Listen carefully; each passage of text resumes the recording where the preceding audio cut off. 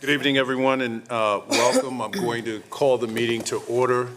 We'll start with introductions, starting with our clerks. Good evening. I am Christine Smith, Clerk to the Board. Welcome. Good evening. I am Arlissa Easton, Deputy Clerk to the Board. Good evening. My name is Yvette Townsend Ingram. I serve on the County Commission at large. Good evening and welcome. My name is Mark Jarrell. I've been elected by the people of District 4.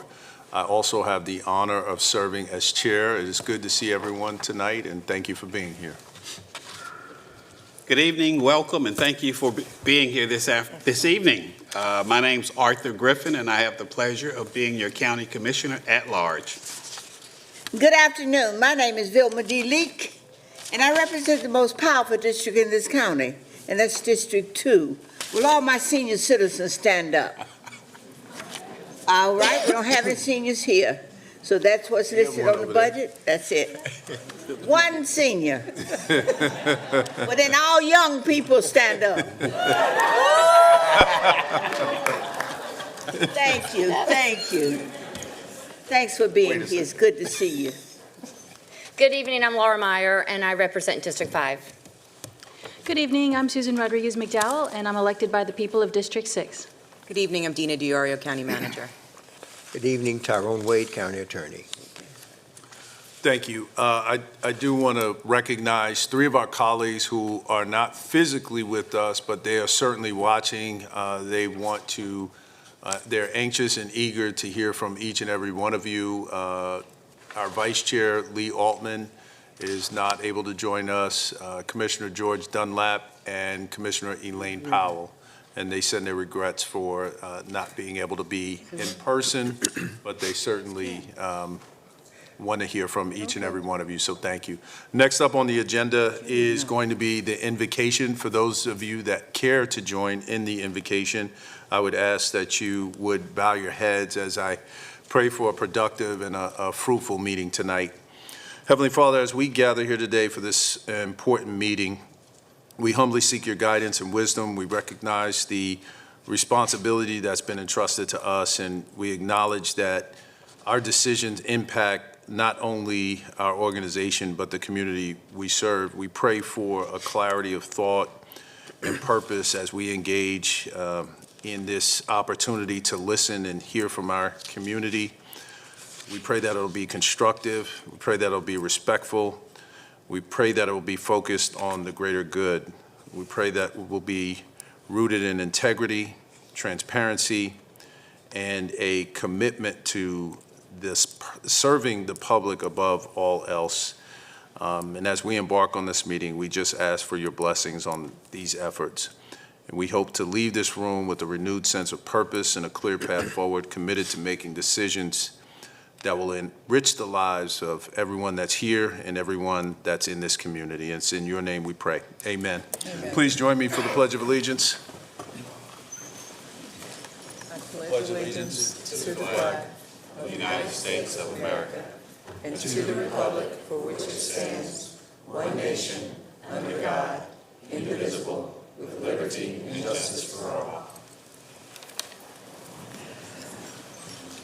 Okay, so tonight, the purpose of our meeting is to conduct a public hearing to receive comments on the county manager's recommended budget for FY 25 to 26. The board is here to listen to your comments, but we will not engage in any discussion. Your comments will be taken into consideration when the board begins its budget deliberations. The board will begin deliberating on Thursday, May 29th at 9 a.m. at the Valerie C. Woodard Conference Center. The board is scheduled to adopt the FY 26 budget on June 3rd during its regular meeting here in the chamber. I'm going to go over the rules for speaking. And before I do, I just want to say this board is very anxious to hear from you. And we know that people are going to be passionate, and you are passionate. That's why you're here. We do want to hear from you, and we just ask that keep the passion, but make sure that we have the opportunity to actually hear what you're saying and where you're coming from. Many people will be taking notes, and so we want to be able to do that, okay? The rules for speaking are as follows. An organization represented by no more than 3 people or an individual representing him or herself is allowed 3 minutes each to speak. Organizations with 4 or more speakers have a time allotment of 10 minutes total for the group. The board reserves the right to alter these rules on a case-by-case basis as necessary for the efficient and effective conduct of business. Prior to speaking, please state your name for the record. If you're speaking in place of someone else, please indicate your name and the person you're replacing.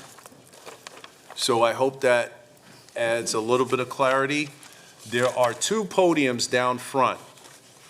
There are a lot of speakers, and so I will be directing speakers to come down to either side and others to line up to go right up behind them, and you will hear us call your name. It'll be myself, and if it's not me, it will be Commissioner Rodriguez McDowell that will be calling as well. Mr. Attorney, did you have anything? Yes, sir. Okay. So with that being said, a motion is needed to open the public hearing to receive public comment on the county manager's recommended budget for, now, Mr. Attorney, is it 25 or 26? 26. It's 26, right? 26, 27. So move. Second. All right, moved in second. 25, 26. 25, 26? Okay, do I need to take that again? Are we okay? It wasn't acted upon, just restated. Okay, so we'll take a motion to open a public hearing to receive public comment on the county manager's recommended budget for 25, 26. So moved. Second. Moved and seconded. Any unreadiness? Hearing none, all those in favor say aye. Aye. Opposed? Ayes have it. That's unanimous. All right, well, I'm going to call the speakers down. Our first speaker is going to come to the podium to our right. Is going to be Kenny Aden Bermudez Bay.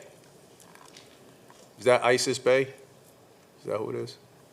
Kenny Aden Bermudez Bay. Going once. Shemaye Haynes, who I see up here. And I think you're coming with Michelle Gregory, Gail Kinney, Rolanda Sue, Maye, Greg Gerald, and Helms Gerald. Some of them are not here, but I'm prepared for my one time as a single. Okay, but if it's only you and Maya, you guys get three minutes each.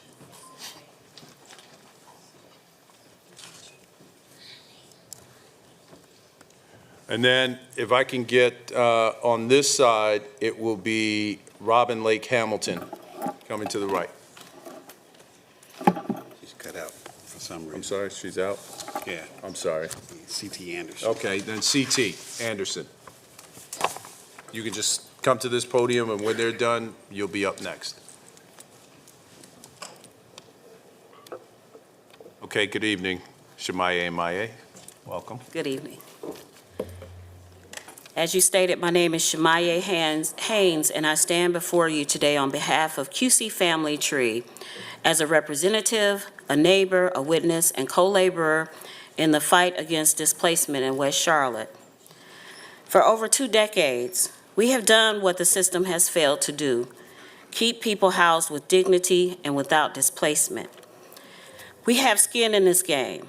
We offer our neighbors housing and moving with them with deep commitment, purpose that is reflective of our love and not greed. We currently house 4 generations. We work together to preserve culture and resist erasure. Hear me when I say displacement is not an accident. It is a system, and if QC Family Tree disappears or can't continue to provide affordable housing, so does the safety net for dozens of families who have nowhere else to go. I get that we are in a climate where sacrifices have to be made, and we hope you will consider us as a small drop in the bucket kind of ask in relation to housing we provide and for the people impacted. We are not asking for a handout. We're eliciting a partnership rooted in justice. Fund QC Family Tree because we are doing work others won't. Because we've been there, every eviction notice, every rent hike, every grandmother trying to stay close to her grandbabies. We've stood in the gap where we could with small resources and a ton of sacrifice and dedication. This is not a theoretical investment. This is about whether Black families get to stay rooted in West Charlotte or become a footnote in its history. Support us before it's too late, because when QC Family Tree thrives, our whole community does too. We thank you for your consideration.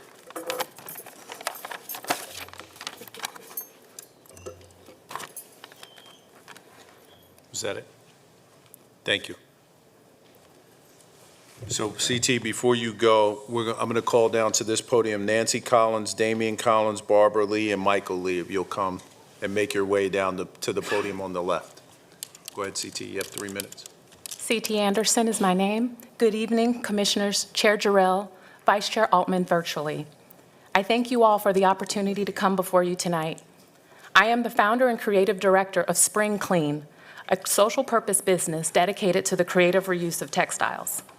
I'm speaking today about a revenue-generating solution that can help close the $14.7 million fund balance gap identified at your January board retreat. We have an untapped resource right under our noses, the clothes we wear. Around 10 years ago, the City of Charlotte commissioned a report that identified our city's 900,000 tons of annual waste, representing around $100 million a year in value. The study specifically highlighted textile reuse and recycling as a priority business case that could create jobs and generate revenue. Here in the county, with our over 1 million residents, the opportunity is clear. We generate nearly 90 million pounds of annual textile waste. And county staff have shared that our current textile program will be up for rebid soon. A feasibility study would establish specifications that transform our textile process. Let's directly address 3 county priorities: education, environmental stewardship, and workforce development. Through a partnership with Charlotte Mecklenburg Schools Continuing Technical Education Program and Central Piedmont Community College, we can create professional pathways allowing students to gain practical experience in emerging technologies and preparing them for high-demand careers. Conservatively, at a third of current national recycling rates, we can achieve a 150% increase in the county's current textile recycling contract, resulting in a pilot project that estimates to say would generate $4.5 million in additional net revenue. That's 30% of the way to close the current fund balance gap. For every job created to landfill an item, recycling creates 6 jobs. A pilot could create an estimated 16 to 20 direct jobs and indirect employment in logistics, maintenance, and administration. With the county's textile contract up for rebid in July, we have a narrow window, and I encourage you to allocate a small, modest fund for a feasibility study to create a sustainable, scaling funding model. Building on Charlotte's successful glass-to-concrete program at Spectrum Center and other locations, we can establish parallel textile systems. Thank you. Thank you. I'm going to ask Shanavia Montgomery to come here, and then after Shanavia, to come to the podium to the right, and after Shanavia, Greg Collier. You have 10 minutes. Thank you, welcome, and I appreciate the opportunity to speak with you. I want to introduce someone to you.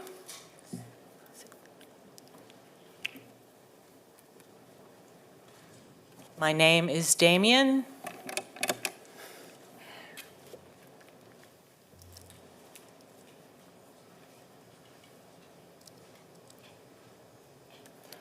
I like walking with my friends at the park. Damian also communicated he likes swimming, he likes dancing at the therapeutic rec dances. He enjoys visiting all of the good things that Mecklenburg County has to offer in our parks and recreation, under which Falls Therapeutic Recreation. It is so important to our individuals who are Damien's peers to have safe environments, to have good lighting, to have no tripping hazards and safe walkways, to have adequate space, to have programming that is well-staffed, well-funded, thoughtfully located, and suitable and applicable to meet Damien's needs. I want to thank the department for weighing in on all of these needs as they pour over the budget for this coming year. I cannot overstate how important these things are in the lives of individuals with disabilities, particularly those individuals that have disabilities which make going out into the community more and more challenging, like coming here this evening. So I have one more individual who wishes to speak with you. Tell them your name. I'm Micah. And Michael benefits from the therapeutic rec programs. And what else do you want to say? Say, I need small groups. Small group. Thank you. Michael, you did great. This programming that is applicable to these guys is so important. And when Therapeutic Rec tells you they need more staff, believe them. Thank you. Thank you. Shanavia, 3 minutes.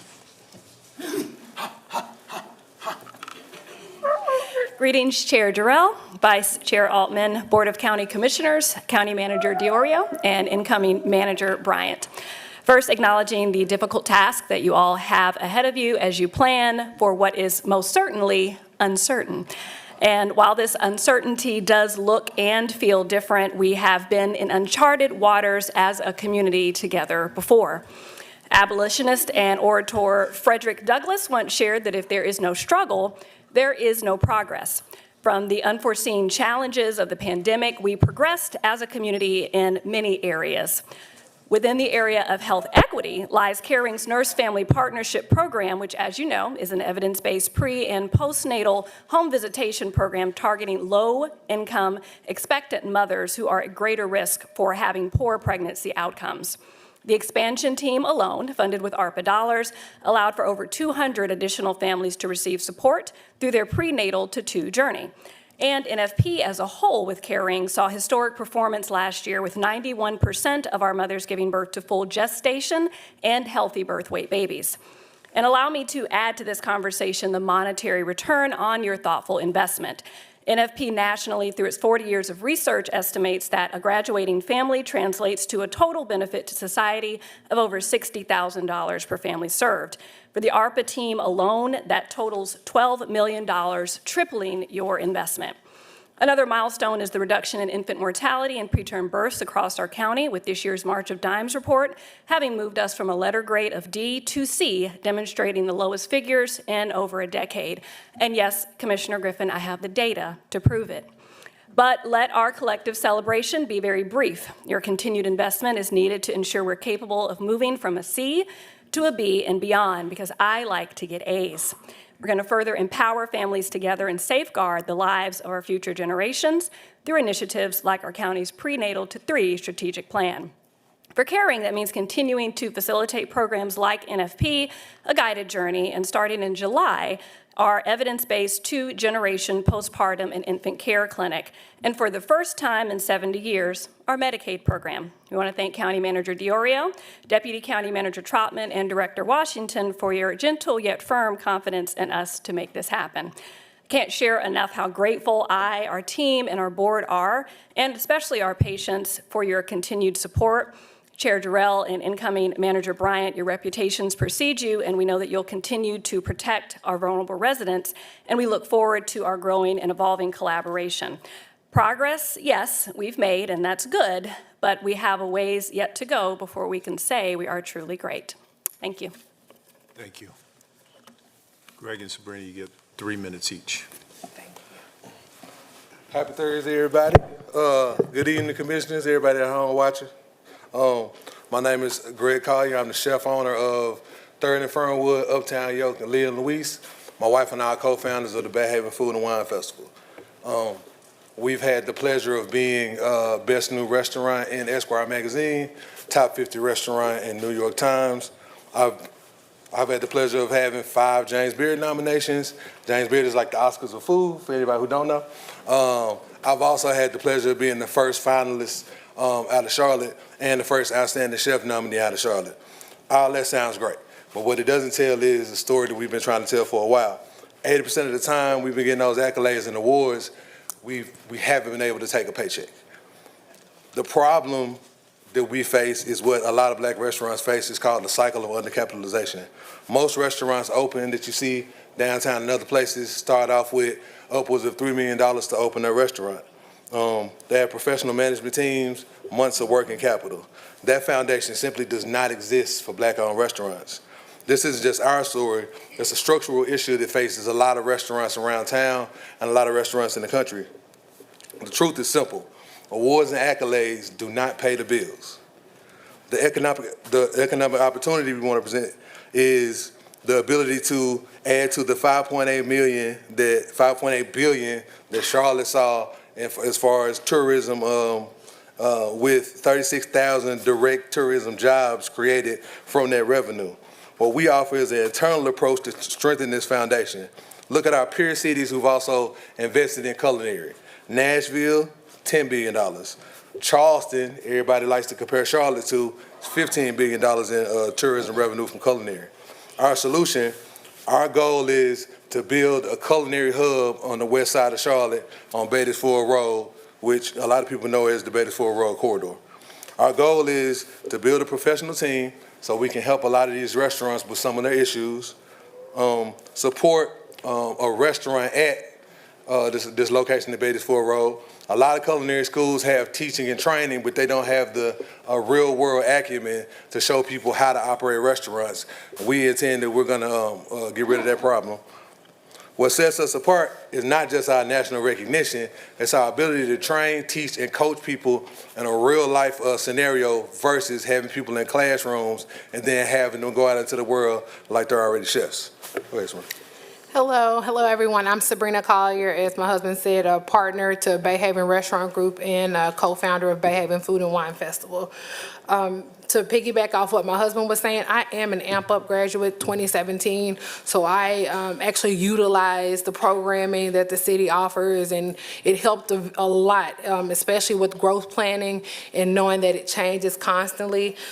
Like he was saying, one of the issues that we see, and I'm kind of going off script now, is I live on the west side now. I've been there 2 years. There is nowhere for us to go and just have dinner. Sit down. Just sit down, have a full service. I'd like kale, I'd like spinach, grilled chicken, have a full service sit down dinner. We have to go and take our money to another zip code to be able to have a full service dining experience. And that causes some people to have to go outside of that zip code to even get a job, especially if you're wanting to be in culinary, if you want finer dining, or if you just want a different experience. So we like to be able to do that on the west side specifically. The measurable impact we would have is if there was an investment, we would be able to go through and do in our first year. You can do 30 to 40 plus hospitality workers. They're trained and they're placed. Like I tell my staff all the time, what I teach you there, you can always take with you, not just in our location. So we go through and we do etiquette training. We do not only front of the house, they do ABC training, serve safe training. We fund all of those things out of our pocket just for our staff to have, which they are transferable to different places. We have measurables as far as entrepreneurs that have come through Greg and I's vein, as far as Bad Donuts. Jasmine had Jimmy Pearls, which are also James Beard nominated. They came out of Greg and I's kitchen. So we have measurables in which we're able to train people, give them the freedom to be creative, but also be able to make money and pay their bills. That's a really big thing, but as you all know, nothing is able to be done without funding. We can't do this. We've been able to do what we've been able to do so far with some funding from different partnerships like Knight Foundation and other sponsors when we do our festivals and things like that, but we haven't been able to like make it grow because, again, it's us funding it. We also plan to collaborate, like we have been with CRVA on the tourism side. So we ensure visitors, we want people to want to come back to Charlotte. They want to come and visit, because when people visit, or whether it's coming to one of our restaurants or the festival, they spend money. They're going to hotels, they're going to other restaurants because we can't feed all the mouths, and they're going to other places, they're shopping. So we want to continue to make this a destination restaurant. So, I'm sorry. Oh, and the workforce development. I'm sorry. Thank you. Thank y'all. All right. The next group of speakers I'll call Terry White. Also, I'm going to call down the group Carol Hardison, Kimberly Timmons Hampton, Angela Buford Hayes, and James Lee. Well, you can just stay on that side, Carol, and then after Terry, you can just pop in there. And then also Felicia Barnes and Shara Clark, if you all will be ready and you can make your way to the empty podium. Terry, you have 3 minutes.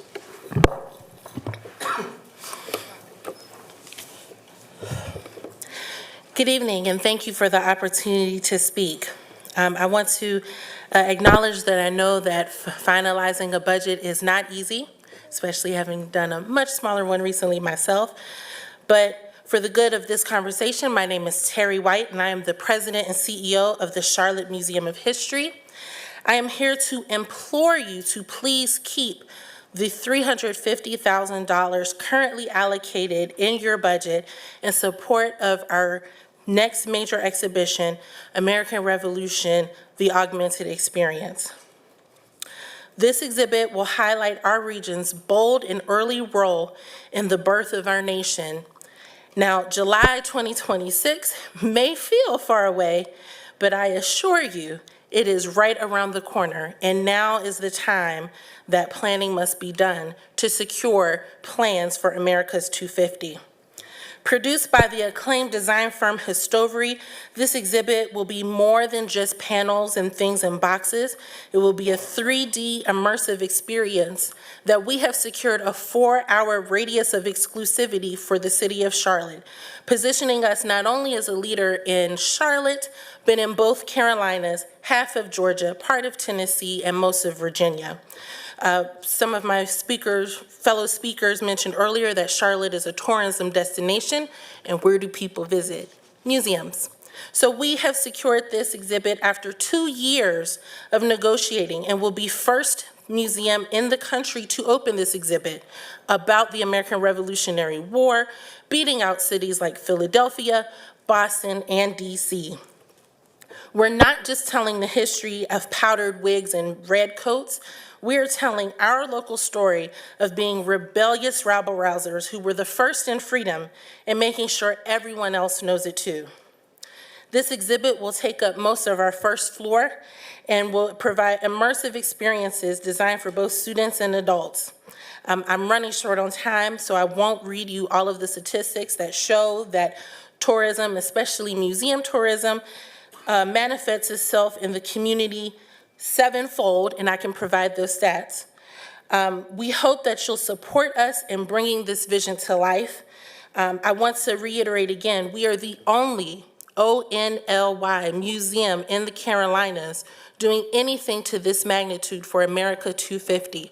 Just as DC celebrates the Smithsonian and New York celebrates the Met, I hope that through the work we have done in my 3 years as president, that Charlotte and you as our commissioners notices that we are trying to be the museum that you love and adore as well. Thank you. Thank you. Carol and team, if you make your way down, you're going to get 10 minutes. And on this podium to our right is Felicia Barnes here. Yes. Barnes, if you come make your way on this side, Ms. Barnes.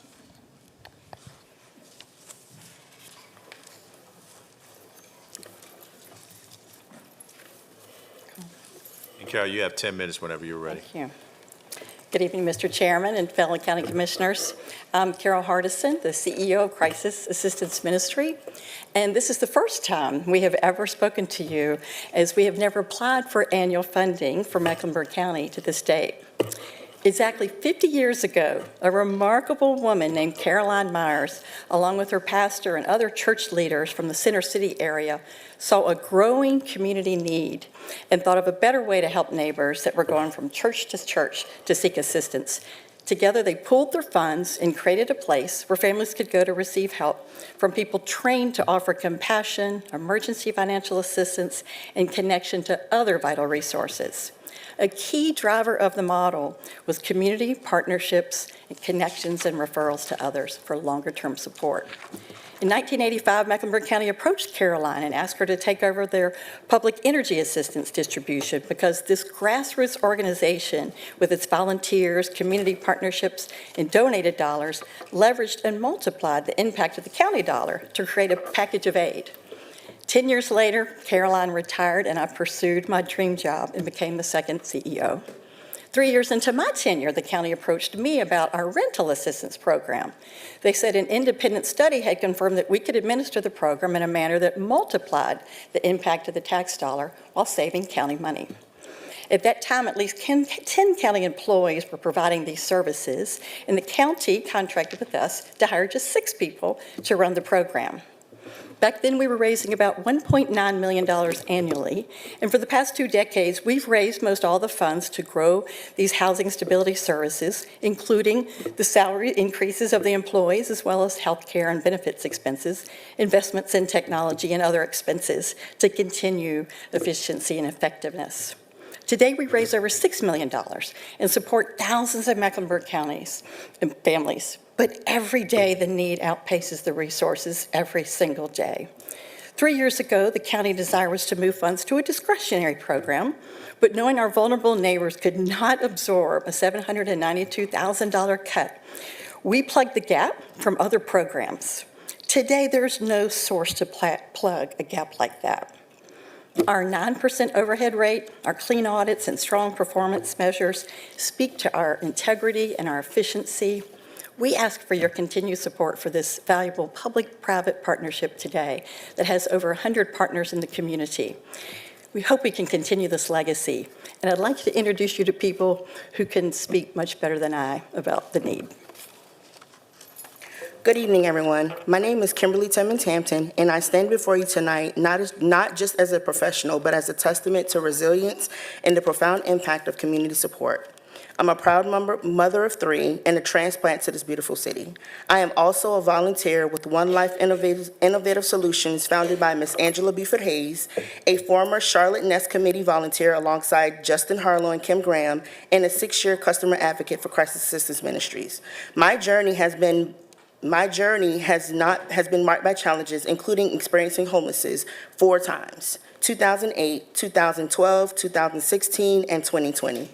Those experiences, while incredibly difficult, have instilled in me a deep understanding of the critical importance of organizations like Crisis Assistance Ministries. Crisis holds a special place in my heart because it represents hope, dignity, and transformation. It's more than just a resource center. It's a community that meets people where they are without judgment, offering a hand up rather than a handout. Through their support, I was able to find stability during a difficult time and regain confidence in my ability to move forward. Being a part of their mission, whether seeking help or giving back, has taught me the value of compassion, resilience, and the power of treating every individual with respect. It's a place that has helped me grow, not just in my personal journey, but in how I view community service and the strength that comes from lifting each other up.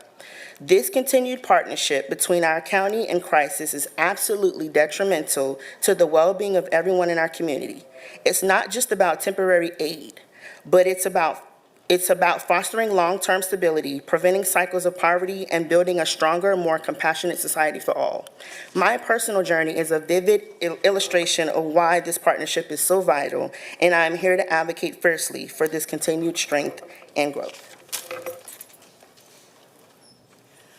Good evening. My name is Angela Buford Hayes, and I am a crisis assistant advocate. I'm here tonight because I have a beginning, middle, and end.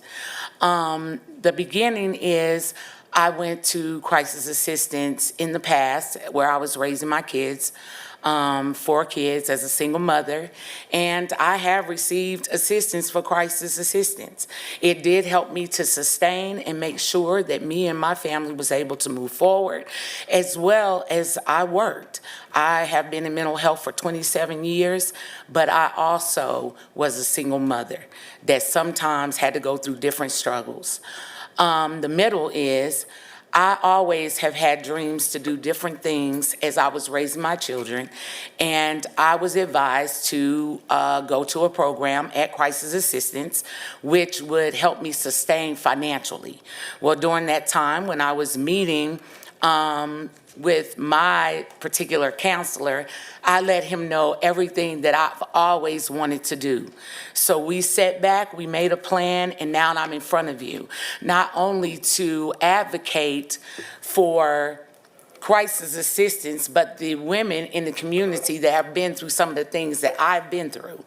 And I ended up going forth with all the goals that I wanted to reach. I was going to write a speech, but all I can do is speak from my heart, right? Because the situation is that I was a single mother that was having issues in my past with sustaining, even when I was working. Now I moved forward and I became a person that wanted to reach my goals and my dreams, which I met a wonderful person at Crisis Assistance that assisted me with doing that. Now I am in college, getting ready to receive my bachelor's in industrial organizational psychology, as well as I started my nonprofit, which is called One Life Innovative Solutions, and I'm an entrepreneur. So see, if you get the right help when you need it, and you have people that surround you that can help you sustain and become stable and keep your focus, because if your needs are not met, then you can't focus on anything else. So I'm here to advocate for the women in the community and let you all know they need this program. They need this assistance. They need this guidance. This program is very important to the community. And I am an example of what crisis assistance can assist with, because I'm not sitting home not working. I was a working mother, hard-working mother, but I sometimes needed help, and they gave me that help that I needed. And then they gave me that help again. And now, here I am. So I want to ask you all to continue to fund this program. I thank you all for giving me this time to speak, and I thank you all for what you all do in the community. And again, my name is Angela Buford Hayes. I'm a crisis assistant advocate. Thank you. My name is James Lee, and actually Caroline Myers is in the building here behind me, who started Crisis Assistance. When you first met me, I was a mild-mannered carpenter. That now when you see me, I got this shirt on, this is my Superman shirt, right? So I've been working, the reason you haven't seen me before you is I've been in the street with Carol and folks like this, doing the work of the community, taking care of Mecklenburg County residents. This is what I do now. I'm a Superman, you hear me? So I'm here to support Carol, because if you guys do this to them, what's going to happen is it's going to be equivalent to what happened to our neighbors in Western North Carolina when Hurricane Helene came through. You're going to see a wash of people that's going to be coming down the river of progress. You're going to see families, all kind of families just underneath the mud that you are going to create if you don't support this organization and what they do every day. When you go by there, you see families standing in line, trying to get help, trying to look for hope. Same thing I was looking for years ago. If you do this, your legacy is not going to be the great things that you've done since you've been here. Your legacy is going to be a hurricane tsunami that's going to be engulfing families that are going to be that's hurting, that we see every day. So I implore you, think through what you're going to do, because what's going to happen, there's going to be backwash of your decision is going to have some ramifications down the road where you're not going to see those things that we do see in the community. So thank you. Thank you. Felicia, you have up to 3 minutes. Good evening, Commissioners. My name is Felicia Barnes, and I'm here as a proud graduate of Caring Nurse Family Partnership Program. And as a mother who is deeply grateful for the life-changing support I received during one of the most difficult times in my life. 5.5 years ago, I was pregnant with my first child. Like many first-time moms, I was excited, but also scared, overwhelmed, and unsure of what to expect. Then at 30 weeks, I went into labor and gave birth to my daughter, Willow. She weighed a little over 3 pounds and spent more than 3 months in the NICU. It was a terrifying, emotional time, but I wasn't alone. Through Caring's Family Nurse Partnership, I was paired with a nurse who became a steady guide, not just in navigating Willow's health, but in helping me become the mother I wanted to be. She taught me about my baby's development, helped me manage the anxiety of high-risk pregnancy, and encouraged me through sleepless nights and hard decisions. This program isn't just about health care. It's about hope. It's about equipping mothers with the knowledge, confidence, and support we need when we're most vulnerable. It helps give us the tools to not just survive motherhood, but to thrive in motherhood. Because of that support, Willow is now a joyful, thriving little girl. And I now serve on the Caring's committee board, committed to giving back and ensuring that other mothers, especially those facing challenges like I did, have the same opportunity for a strong start. Thank you for continuing to consider Caring and its meaningful program in your budget.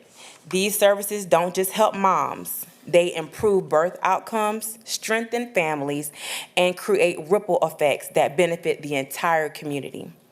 Your investment in this program is an investment in healthier babies, stronger mothers, and a brighter future for Mecklenburg County. Thank you for your time, and thank you for believing in families like mine. Thank you. Next up is Shara Clark. And as Shara's making her way to the podium, I'm going to turn the gavel over to Commissioner Rodriguez-McDowell to call the next group of speakers after Shara. Good evening, everyone. Definitely glad to be here. As was stated, my name is Shara Clark. I am a Charlotte native, and I'm here to speak in support of funding for budget items that support our lower income families in our community. Now, I don't have data analysis or statistics to present to you, but what I do have is lived experience, my lived experience. As a Charlotte native, I have always known about crisis assistance ministry. Matter of fact, crisis assistance ministry was just feet away from where I grew up. So I grew up in the Double Oaks community, and from the Double Oaks community, we relocated to the old Fairview Homes, which is now the Parker Oakline Apartments. Crisis Assistance Ministry is just like a hop, skip, and a jump away from my childhood neighborhood. With that, Crisis Assistance Ministry has been a pivotal organization of support and hope for many in my community, especially me. Going through challenges and changes in my adult life, young adult and middle-aged adult life, I fell on some financial hardships that pushed me to have to reach out to the community for financial support. And I was thankful that every time I had to go to crisis for financial assistance, that I was able to get my needs met. And I'm gonna try to stay on target. I'm gonna try to stay with what I have written.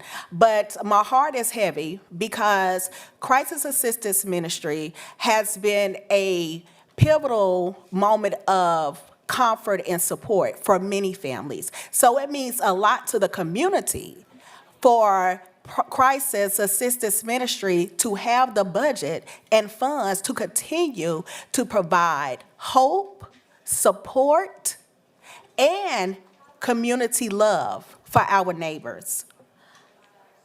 I am also a recent graduate of the Customer Advocate Program, which was presented to me with a challenge that came across back in July of last year, July of 2024. I fell on some hard times, financial hardship, and I went to crisis because I know that I could get the help that I needed there. And I thank you guys for listening to everything that I had to say, and have a good day. Thank you. Next, we're going to have Stephen Cole come down to the podium, and then we'll also have the group also make their way down, led by Beverly, Knox, Davis, Michelle, Giuliana, Mark Talbot, and Ron Williams. Hi, Stephen Cole, Veterans Bridge Home. Good evening, Commissioners. On behalf of the board and staff of Veterans Bridge Home and the more than 52,000 veteran families who call Mecklenburg County home, I want to thank the board for your ongoing commitment to them. A special thanks to my fellow veterans on the commission, Chair Mark Jarrell, Commissioner George Dunlap, Commissioner Arthur Griffin for your personal military service and continued leadership in the community. I also want to recognize County Manager Dina Diorio for her steadfast leadership and commitment to this mission, as well as Anthony Trotman, Stacy Lowry, and the Veteran Services Director Scott Garlow and his team for their tireless behind-the-scenes work. These are the kind of public servants who turn policy into real-world impact and make Mecklenburg County a place where veterans truly want to call home. We're grateful for the partnership that Veterans Bridge Home and Mecklenburg County have had for over a decade, and together serving more than 20,000 veteran families. As a native Charlottean who spent 20 years in the Army before coming back home, I joined our founder, Mr. Tommy Norman, and our CEO, Blake Bourne, in expressing how grateful we are for your leadership and care for our veterans. From personally attending veterans events to empowering veteran service organizations to find innovative solutions to provide holistic care to veterans' families through innovative public-private partnerships, we salute you. One of these innovations we are most proud of is NC Serves. The country's first coordinated care network for veterans' families started right here in Charlotte, North Carolina. The first organization in that first coordinated care network was Mecklenburg County. Mecklenburg County has since been the highest performing county in the state, outperforming even the North Carolina Department of Veteran and Military Affairs for access and care to veterans. Since our founding of Veterans Bridge Home in 2011, Mecklenburg County has been by far our best partner and most innovative partner supporting veterans in this county, and it wouldn't have been possible without you. Making a community welcoming for those who served in the military is important because veterans don't come back to systems, they come back to communities. And when they come back home, they bring skills, resilience, and leadership to strengthen every corner of our county, from schools and businesses to neighborhoods and places of worship. The budget expenditures on military-connected families is working. Thanks to the County Veteran Service Office, $413 million have been returned of federal dollars back to our county. But right now, fewer than half of our veterans from Vietnam, the Gulf War, and post-9/11 veterans are receiving VA benefits they've earned. That's 6% behind the state average. That's $100 to $200 million that we're missing out on federal funds. But together with our Veteran Service Office, we can close that gap. I respectfully urge you to support the county manager's budget recommendation tonight. And finally, I would like to end by noting that this is Memorial Day weekend. Please take some time and reflect on the courage of those service members killed in our defense of our great country and the continued sacrifice of their families they left behind. May we all live lives that are worthy of their last full measure of devotion. Thank you. Thank you, Mr. Cole. All right, so while the Brighter Day folks are at this podium, I'll ask Angel Trusdale to make her way down to the other podium. Thank you. Go ahead. Good evening, esteemed Mecklenburg County leadership. My name is Beverly Knox Davis, and I'm the founder and president for A Brighter Day Outreach, and also the Historic Hoskins Coalition Group. I bring you greetings from the Historic Hoskins community in Northwest Charlotte, District 2, under the leadership of Commissioner Vil Malik. I come before you this evening to say a resounding thank you for considering our organization for this budget cycle. We are truly grateful and honored to be considered. I also want to share the great work that is taking place in our community. A Brighter Day has been working with the youth, families, and seniors for nearly 18 years in this area of Northwest Charlotte. Definitely committed is an understatement. Our team has worked tirelessly to build up the Hoskins and Thomasboro communities over the years with little to no funding. We received an opportunity to obtain the A Brighter Day Outreach Community Hub via a 3-year lease-to-own agreement in August 2023, and we were the recipients of the Lowe's Hometown Grant in 2024 to build a food pantry on the same property. Due to these blessings, we've been able to bring our mission to fruition to drive positive social change through place-based initiatives, advocacy, youth development, and parental support within the heart of our community. Our location provides a holistic solution to systemic food insecurities, resource provision, computer access, mental health accommodations, and a safe space to de-escalate. By having our hub in the heart of the community to provide all of these services, including our monthly givebacks and our partnership with Thomasboro Academy, we are able to make a difference in the area of Charlotte and beyond. We are now serving nearly 200 families per week from our food pantry that has only been open since October of 2024. We have several success stories of those that have used our services for a season and are now doing well. I know positive outcomes are the goal, and we're doing just that in the Hoskins community. The funds awarded will address our ADA, city and county compliance regulations, will aid us with continuing the support of the historic Hoskins community and beyond, and will assist us in paying off this location for a permanent home where we serve. Thank you for allowing us to continue to do the good fight in honor of those that have passed on, like Miss Eva B. Barber, who worked so hard to get a beautiful neighborhood park, and volunteer Miss Janet Black I visited in hospice on yesterday that whispered to me, "Just keep going, and I love you." Thank you for enabling us to continue good work. Hello, everyone. My name is Michelle Giuliana. I'm a community volunteer, and I'm here to speak in support of A Brighter Day Outreach. I am professionally the nonprofit industry leader for a national accounting and consulting firm, but today I'm really just here to speak as a Mecklenburg County native and resident who at one point in time had 3 generations of my own family living in the Thomasboro Hoskins neighborhood supported by A Brighter Day Outreach. When I moved back to Charlotte a few years ago, it was disheartening to see the challenges being faced by the residents of these neighborhoods. But over that time, as I got to know Beverly and the team at A Brighter Day Outreach, I've been increasingly impressed by the tireless and innovative work that they have done to address these challenges. The good news is resources are available for these residents provided by the county and others in the area. But without a neighborhood-based connector to connect these resources to the people in need, they are meaningless to many people. And that is exactly the work that they are doing and why it's so important. This team and the new community hub is providing those connections, and also at the same time, they are celebrating their children and the parents in a way that's creating community and identity and a hope for the future. The community hub is critical and it's working, and that's why I strongly support this one-time investment from the county to provide a foundation for financial stability for the future. Thank you for your time. Good evening, Commissioners. I don't have much to add to that, but I just wanted to say, my name is Mark Talbot. I work with Freedom Communities. We've worked side by side with Beverly for a long time.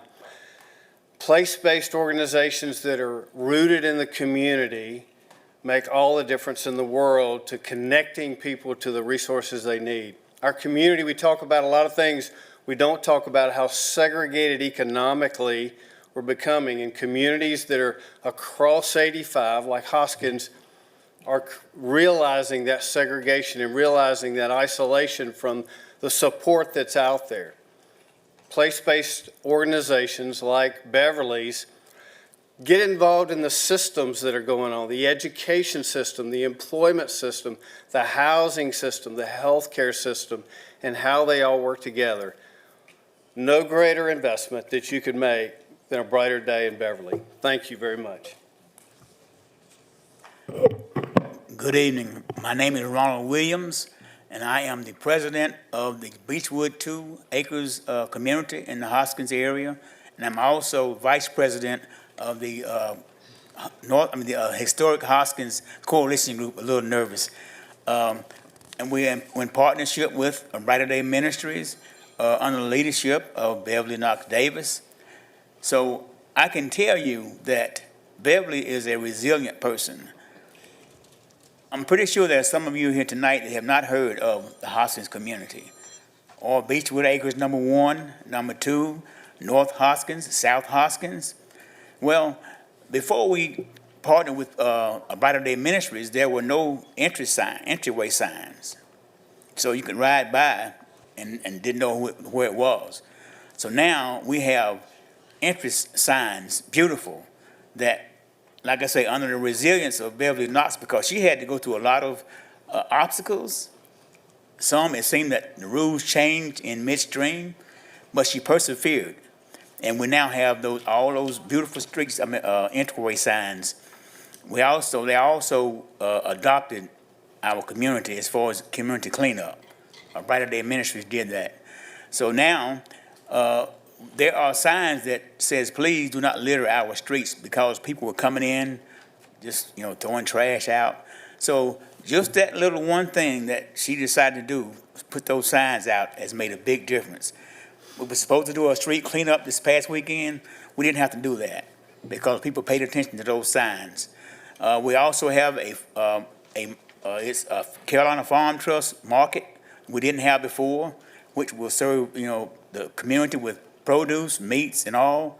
Again, we had to go far away if we wanted things like that, but under the leadership and help and partnership of a Brighter Day Ministries, we now have that. We have a celebration of Kings coming up, Father's Day, to recognize all the fathers in the community, again, under the leadership and partnership with the Brighter Day Ministries.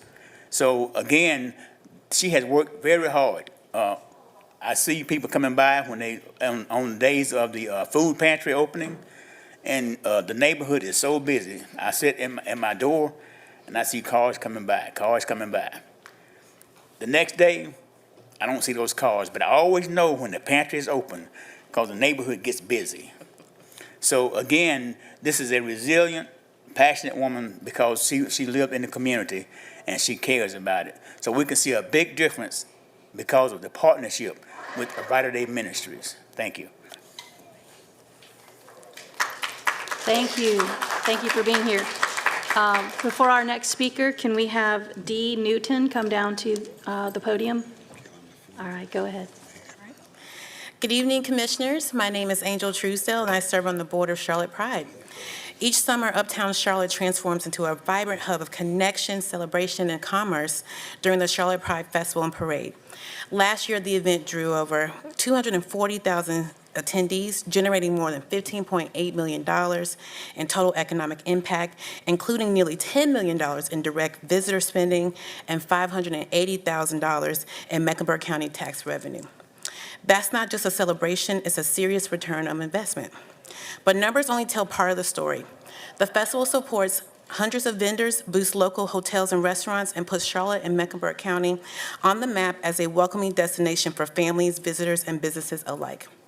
It also provides space for nonprofits, small businesses, and artisans, many of whom don't have other avenues to connect with such a broad, diverse audience. Attending my first Pride was an incredibly profound and affirming experience that gave me a rare and powerful sense of belonging and visibility.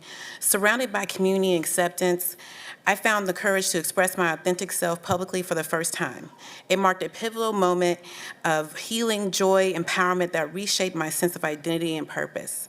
This is why I'm honored to be a part of this amazing initiative, and I hope to see the county support these truly transformative experiences. We respectfully encourage you to adopt the proposed budget, which reflects the county's commitment to fostering economic vitality and supporting organizations that make Mecklenburg County stronger, more inclusive, and economically resilient. Thank you for your continued leadership and for recognizing the value of a vibrant, welcoming Mecklenburg County. Thank you. Thank you. All right, before our next speaker, can we have Tessa Malayan come down to the podium? All right, so Dee Newton. Hi, my name is Heather Riley. I'm the president of Charlotte Pride. I'm in District 4. Go 4. Wait a second now.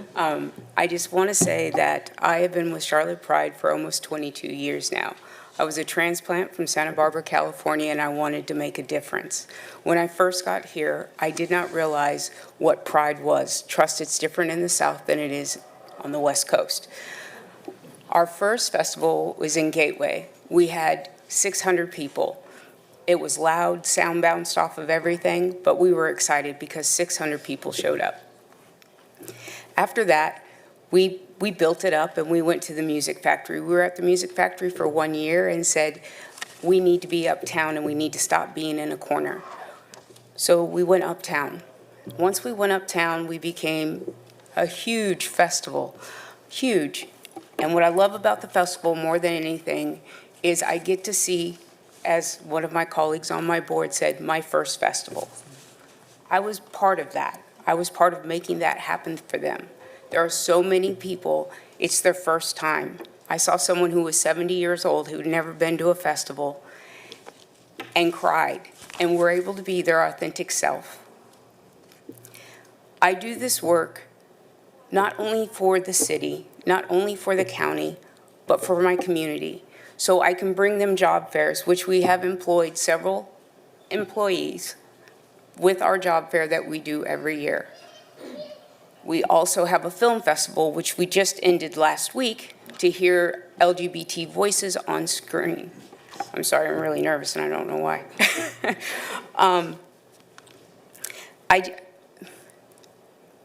We're asking for that line item at $125,000 for an economic impact of $500,000. An economic impact that if we don't get this, we won't get the $500,000 and 3 groups lose. The groups would be Charlotte Pride, the county, and the city. We're bringing money back into the system. And it's hard to sit here and think about all the other ones that are talking, we're going to lose our funding. I've been to crisis assistance when I first got here. I've used some of the resources that you're helping. But Charlotte Pride's helping put money back into those resources. Please consider our line item so we can keep doing the work for 3 different organizations. Thank you. Thank you. And can you just remind me your name again? I'm sorry. Are you Dee Newton? No. Okay. I'm Riley Murray. Riley Murray. Well, Riley Murray. Is Dee Newton in the room? Are you taking her place, or? Yes, I am. Yes. Oh, Yeah, I took her place. My wife said I'm not talking. Oh, okay, okay, that helps a lot, thank you. We were kind of confused with our list here. All right, so do we have Tessa Malayan here? Is she present? She's not here, okay, thank you so much. All right, so now we need Stuart Prophet and your group, along with Deborah Brewer, Elizabeth Escobar, Edwin Holland, and Yogi Hari. You guys could come down to one podium, and then at the other podium, if we could have John Magnuson.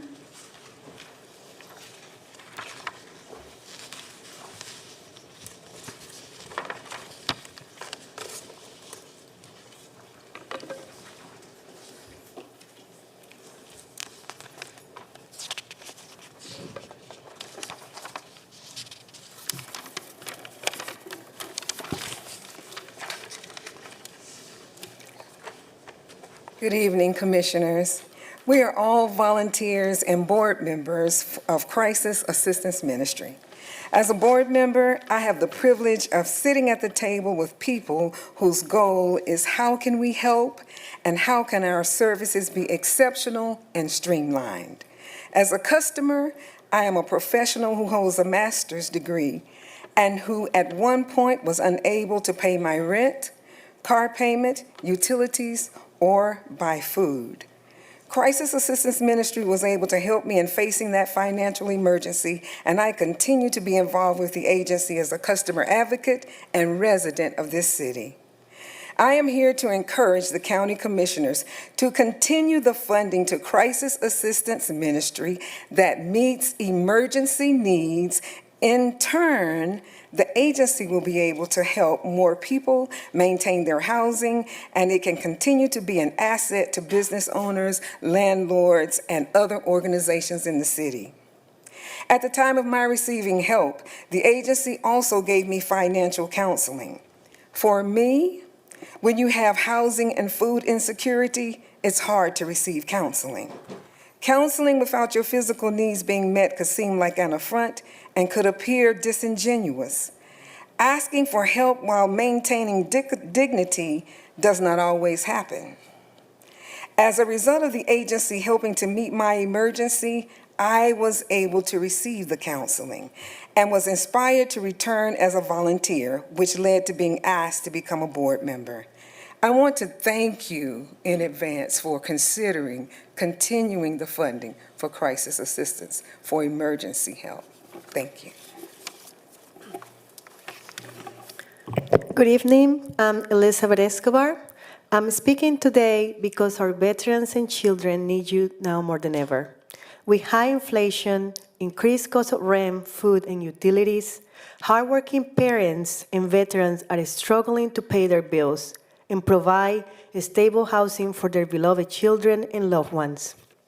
George, a young veteran dad who returned from deployment, facing a financial crisis that almost sent him and his child to look for shelter again, found hope and help from Crisis Assistance Ministry.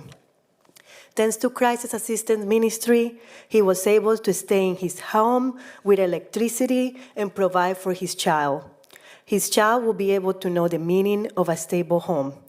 And Crisis Assistance Ministry has been a beacon of hope for 50 years. Last year, 18,000 families from Mecklenburg County received assistance to remain safely housed. Every day, 125 families turn to Crisis Assistance Ministry for help. Crisis Assistance Ministry has reported an 114% increase in the amount of financial assistance requested. With the proposed budget cuts, it could mean that more than 1,000 families and children facing eviction would be unable to receive assistance. Those families voted for you to be their voice and advocate for them. They are your neighbors. Please do not turn your back on them. The decision you will make on the budget will echo through generations. Let it be one of compassion, one that protects those who need you the most, and please fund Crisis Assistance Ministry. Hello, my name is Yog Hari. I live in District 5. Nice to meet you, Councilman Meyer.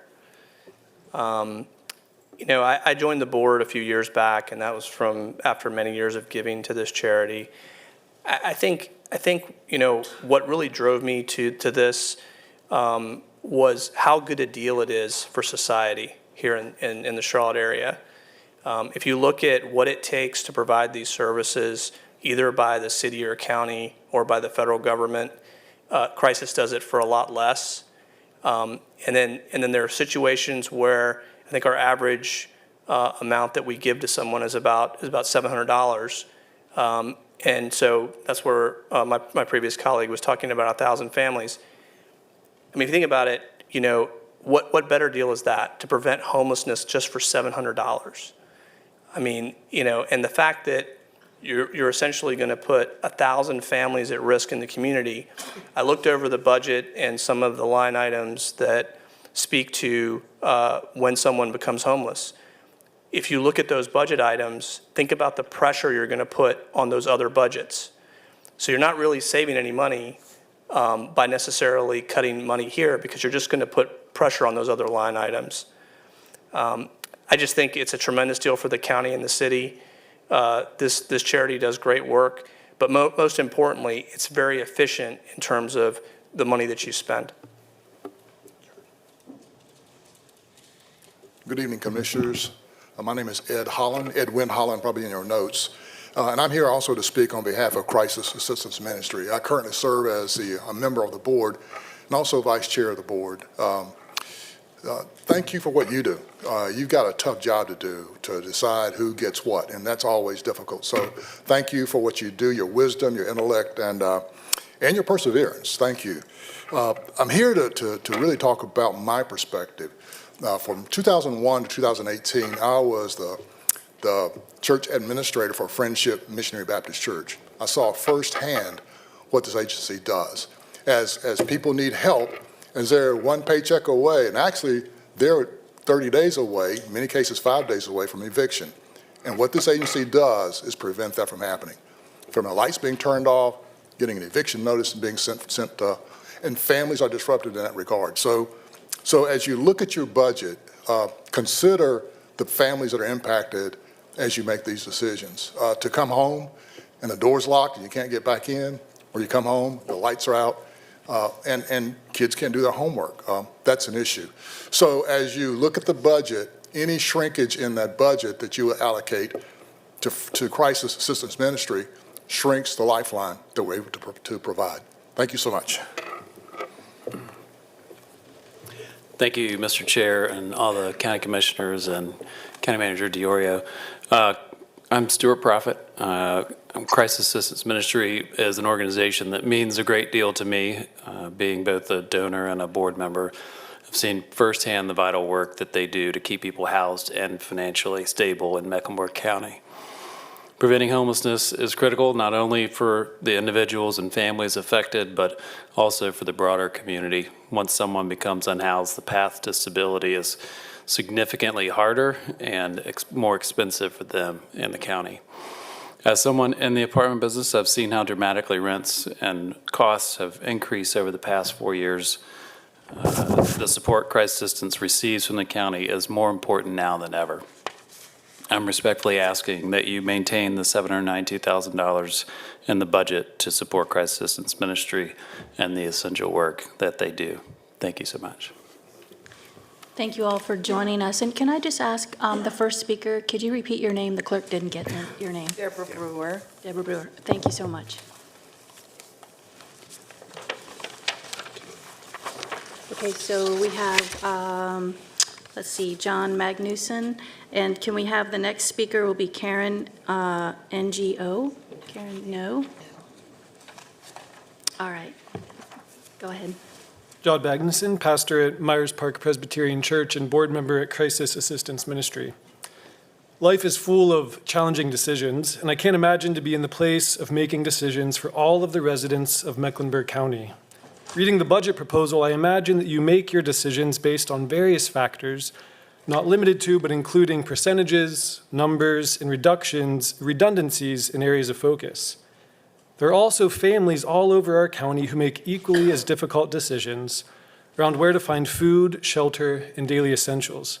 Today, I ask you to consider the people behind those statistics and numbers. When considering cuts, we cannot reduce to a redundancy a mother who is caring for her ailing husband while grieving the loss of her house and son, and in desperate need of a safety net from Crisis Assistance Ministry to keep her stable in a most challenging time. We cannot reduce to a percentage the children who sleep at my church and countless other churches on Thursday nights through Roof Above's Room in the Inn program throughout the winter. Who knows where these families and children would sleep without the hard work and care of Roof Above? We cannot ask how much it costs to fund the shelters, but we must ask what the cost is of not funding these shelters.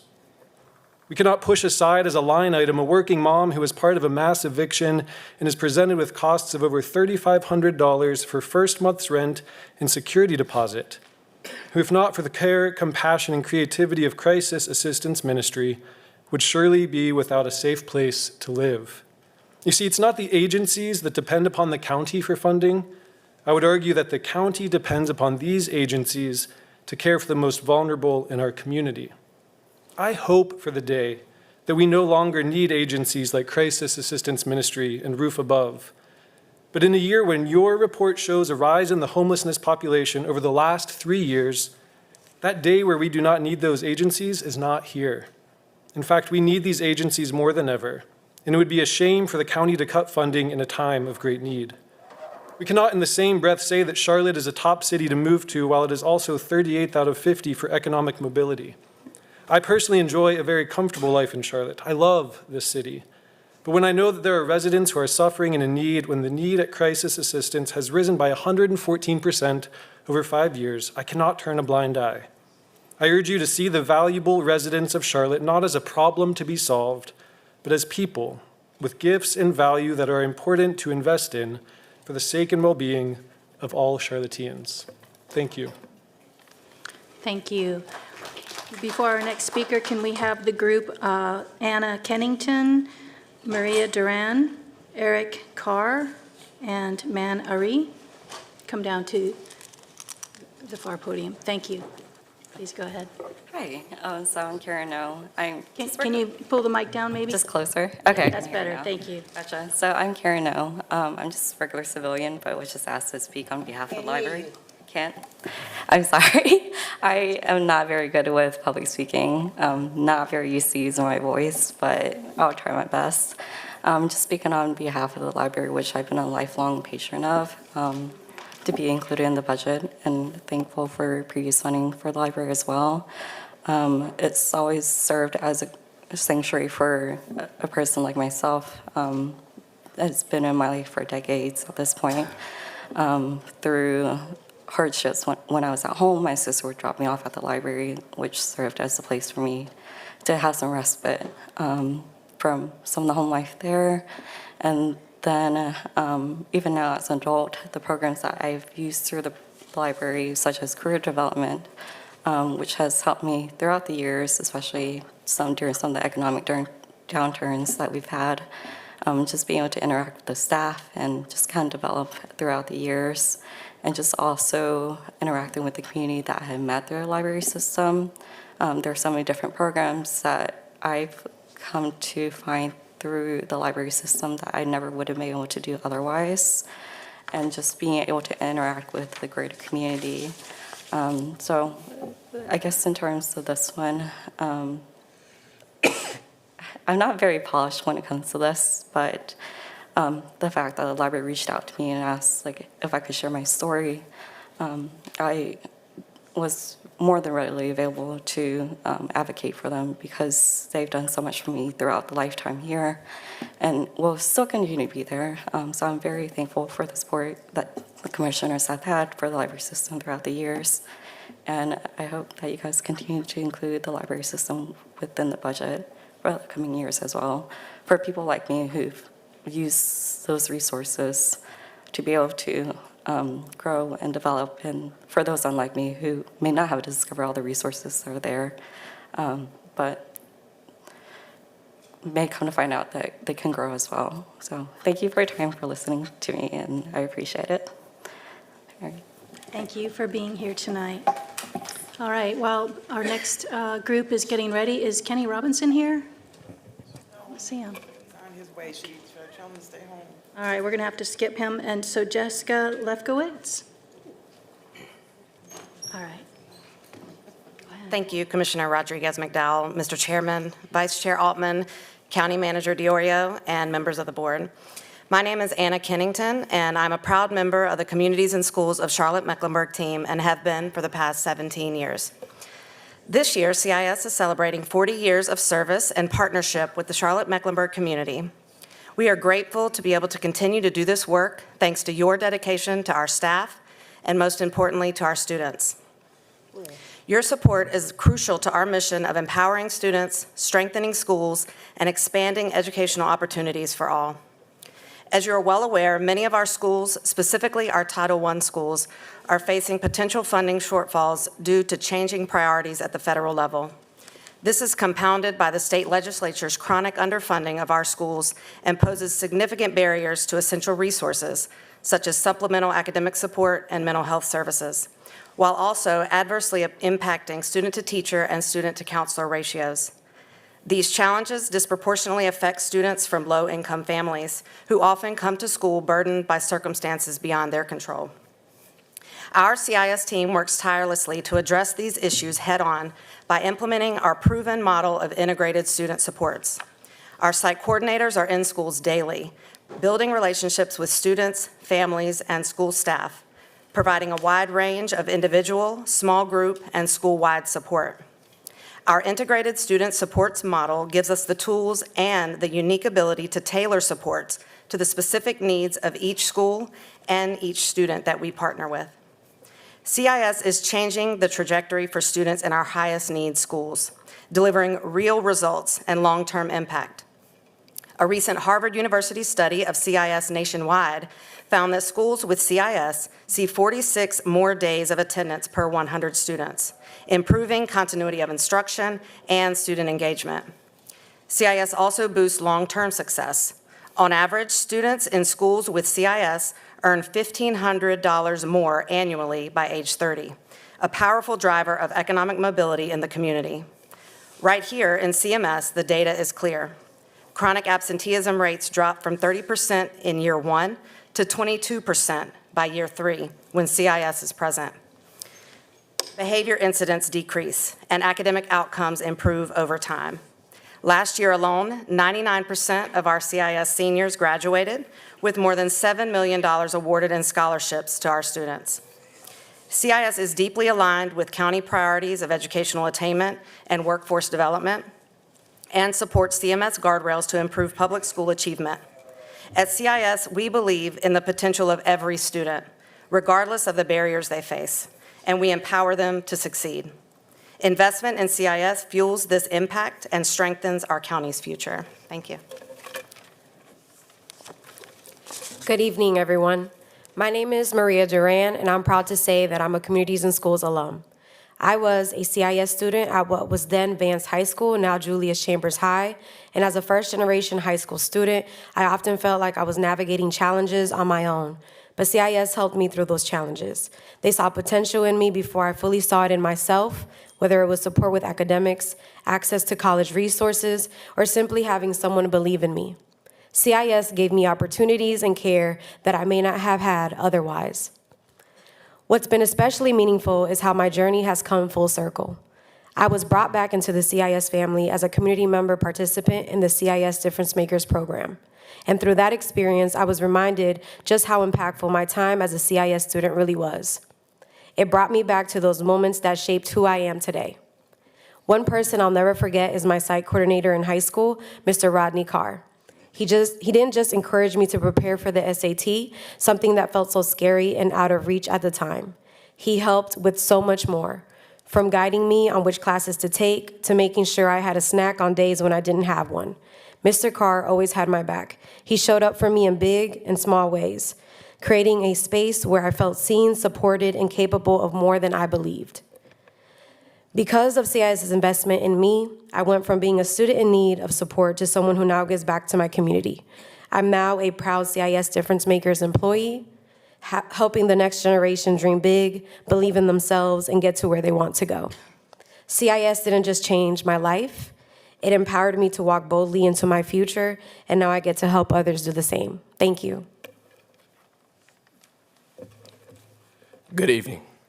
My name is Eric Carr Jr., and I'm a proud CIS alumnus and current student at Wingate University studying finance. When I first connected with Communities and Schools, I was in high school and unsure about my future. I had goals but lacked direction, and honestly, I didn't always see myself as a leader.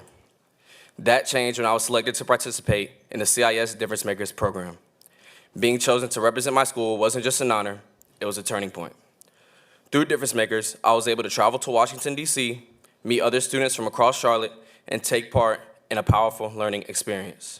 We explored leadership, visited museums, and had real conversations about how to create positive change in our communities. It opened my eyes to the kind of leader I could be, not someday, but right then and there. That program gave me confidence, exposure, and a new sense of purpose.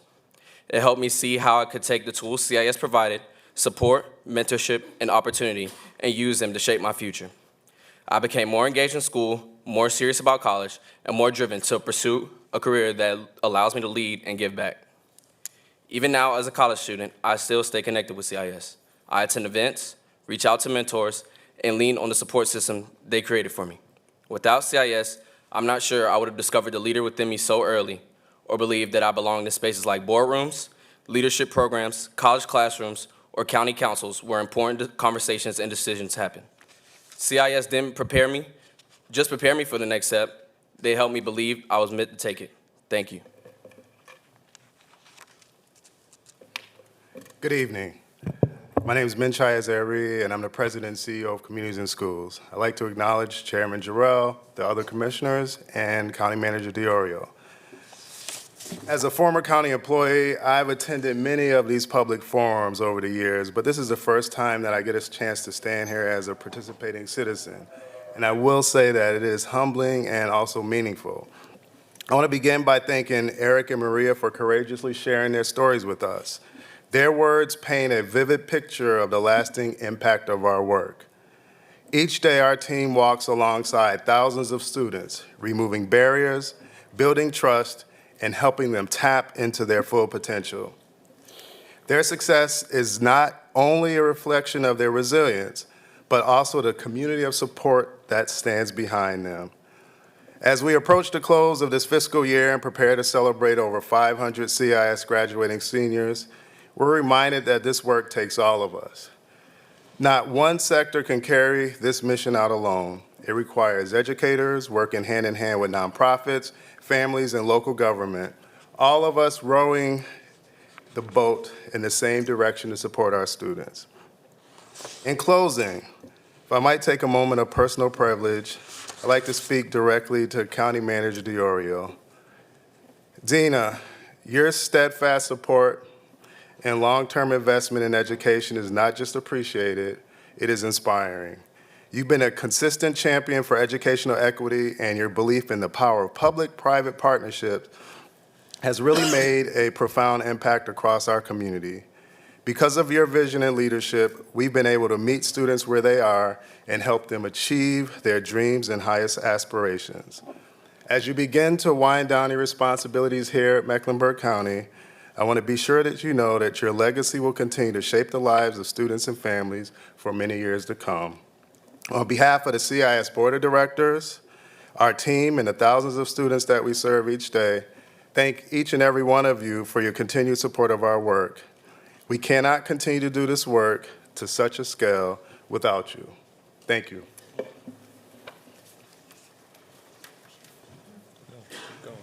All the way through the page. All the way down the page. Thank you. Before Jessica begins, let me ask Shannon Klug, if you're here, to please come down and go to the other podium. Thank you. All right, go for it. Good evening. My name is Jessica Lefkowitz. I am the founder and executive director of Hearts for the Invisible. Our primary program is homeless street outreach. I wanted to first say thank you to all the members of the county government, in particular County Manager Dina DiOrio, for putting a face and giving a voice to folks, grassroots organizations. In the last 2 years, I think we have been seen, and it's because of the county. And we're so grateful. In the last 2 years that we've received funding from the county, we have made great strides with the unhoused population. We have served over 1,100 individuals. We have had over 661 positive exits. We've housed over 200 individuals, those of which many of those were seniors. 239 children went through our program. And we could have never done this without the support of Mecklenburg County. But one of the things that I'm most proud of in this work, in this job that I created for myself, is this. We had a young woman that we had been working with for some time, and she was struggling with addiction. She lived in a disabled car in a Mecklenburg County park. On the day that car was going to get towed, she reached out to me, and she was having a hard time. Myself and my team went down there to support her. We got her to go into a rehab program. She is almost 2 years sober, and she is also an employee of mine. So now she provides the same services that we provided for her for other people, and she's literally getting ready to move into her own apartment next month. And I say all that to say is I want everybody to understand that working with a homeless population, it does come with its complexities, but people can make their way out of that and start a new life. and with the proper supports. I'm so proud of the team that I've created because they get it. They have the urgency in this work, and they know how to support this population to get them to the next steps, which is why we have the results that we have. And I again, thank you for all the support that you've given our organization, and I hope to have your continued support moving forward. Thank you very much. Thank you very much. So next I'm going to ask Justin Taylor to make his way down to this podium over here. Thank you. All right, Shannon. Good evening, Commissioners and Mecklenburg County residents. My name is Shannon Klug. I live in District 6, and I'm here to advocate for additional funding for the Office of Violence Prevention. We can all be proud that Mecklenburg County was the first county in North Carolina to establish an Office of Violence Prevention and was the benchmark for the development of the state-level office.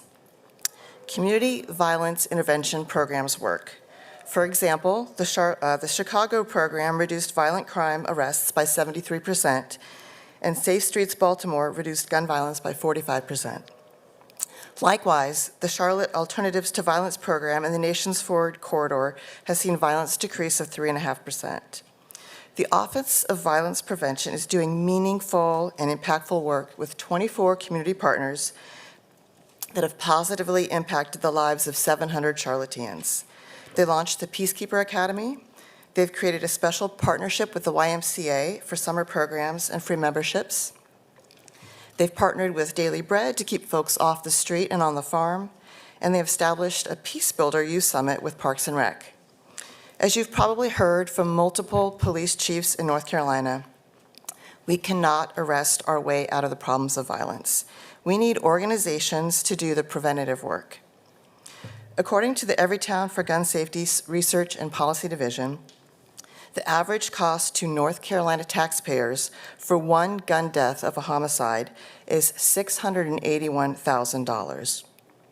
That figure includes the police response, emergency transport, the government portion of medical care and mental health care, and the criminal justice system costs. What that $681,000 does not include are the costs borne to the community from lost work, costs to the employers, and to our quality of life. Now, if you compare the $681,000 cost from one gun death to the $300,000 budget of the Office of Violence Prevention, that makes funding this office a real bargain. Imagine how much more money the county could save taxpayers if the Office of Violence Prevention had additional funds to continue to expand and reach its reach and influence. I understand that there's a need to make reductions in the budget. However, when services to communities and families are reduced, it leads to additional stress, which can often manifest itself as community violence. Our Office of Violence Prevention is a preventative medicine that builds programs to short-circuit violence before it happens, and in that regard is a better return on investment. Now is not the time to cut funding to this office. I respectfully request that you consider increasing funding by a modest 5% so we can make positive, lasting change in Mecklenburg County. Thank you. Thank you. All right, before Mr. Taylor begins, can we have Laura Cooper, Sarah Basinger, and Kevin Woodson come down to the podium over there? Thank you. Awesome. Good evening, everyone. My name is Justin Taylor, and I am the Stakeholder Engagement Manager with Goodwill Industries of the Southern Piedmont. We are a workforce development nonprofit providing career training and employment services to Mecklenburg County and the surrounding counties. We are proud to have served over 11,000 people in the greater Charlotte area. We take great pride in our partnerships with employers in IT, financial services, construction, and skilled trade industries to create opportunities for people to secure meaningful employment. It is through those employment partnerships and wraparound career coaching services, in addition to the quality of our curriculum and instruction, that we're able to report a 96% 6-month retention rate, with our participants placed in jobs with an average starting salary of $23.81. We at Goodwill have taken notice of your increased interest in workforce development this year, recognizing that it is an important pillar of our community for our common goal for economic mobility and growth. We know that we can't really do this work alone, nor do we. For over 60 years, Goodwill has been a trusted community partner, providing exceptional career training and alignment with the needs of our local employers. We're able to do this impactful work for free thanks to the support of any of folks shopping at our stores and donating. We thank our community members for really supporting us in this way. We also benefit from philanthropic dollars from individuals, corporations, foundations, and occasionally we seek support from government entities like yourselves. We recognize that no community service grants were recommended this year. We know the need in our communities far greater than what we realize. Organizations like Goodwill Industries, of the Southern Piedmont, and others must remain steadfast in our honor and commitment to impact economic mobility in our regions. As resources shrink, partnerships and collaborations between sectors will be critical, and we just really want to encourage people to imagine what the good we can do together. We don't really have to recreate the wheel for workforce development. Let's invest in what's already working so that more of our community members are able to pursue the life that they want to achieve, that our mission, and that's really our mission at Goodwill Industry. How do we just create these pathways for people to experience the life that they really want? In 2024, Goodwill has founded employment opportunities for about 14 of its team members. We are just one organization, and we can imagine the potential collective impact if more investments in organizations like Goodwill, as well as some of the many other nonprofits that spoke before me, who are doing similar impactful work, are taken. So at Goodwill, our purpose is to help people seize possibilities, seize opportunities, and prosper, and we consider that you would be joining alongside us with that mission and that vision. So thank you. Thank you, Mr. Taylor. All right, at this time, I'll ask Charles Thomas if he can make his way to the podium over here while we listen to this group. Thank you. Good evening. I'm Laura Cooper. I'm co-chair of the education team of the League of Women Voters of Charlotte Mecklenburg. I'm also a proud tutor for the Augustine Literacy Project at the Ashley Park K-8 school. The League of Women Voters strongly supports the proposed budget that fully funds the CMS budget request. Honestly, we really wish that the CMS request could have been larger in order to offset the likely loss of both federal dollars and the North Carolina General Assembly's continued failure to pay teachers a competitive salary or to fully fund our schools. We know a larger teacher supplement is needed, but we also applaud the district's prioritizing the initiatives that have led to significant gains in achievement and have helped make progress on goals in literacy, mathematics, and high school graduation. Many league members, the county manager and her staff, we know, face difficult decisions in developing this budget. We want you to know that the League fully supports the request for an increase in property taxes to meet the needs of those who are most affected by federal and state budget cuts. Our children, our elderly, and those living on a low income or in other forms of crisis. Many League members are parents or grandparents of CMS students. Many of us tutor either for Heart Math or Augustine Literacy.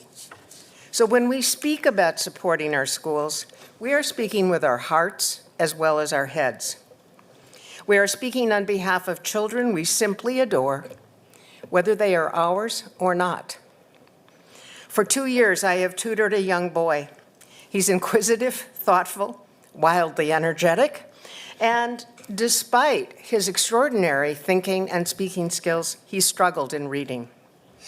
This year, he has made significant progress. On a recent assessment, his scores were well above average growth in word reading, reading accuracy, and reading fluency. Why? Yes, in part because of the Augustine Literacy Project, but mostly because this school has a literacy master teacher and because he is in a classroom with an experienced teacher who is teaching a rigorous new language arts curriculum. As he enters third grade, yes, he's beginning to be a real reader, but he's also likely to need additional support. When budgets are cut, I worry about him. I know that he needs an experienced teacher who has a reasonable class size every single year. He needs access to additional support that's available every year. I would move mountains for this young man. I need you to continue to move mountains for him as well. Thank you.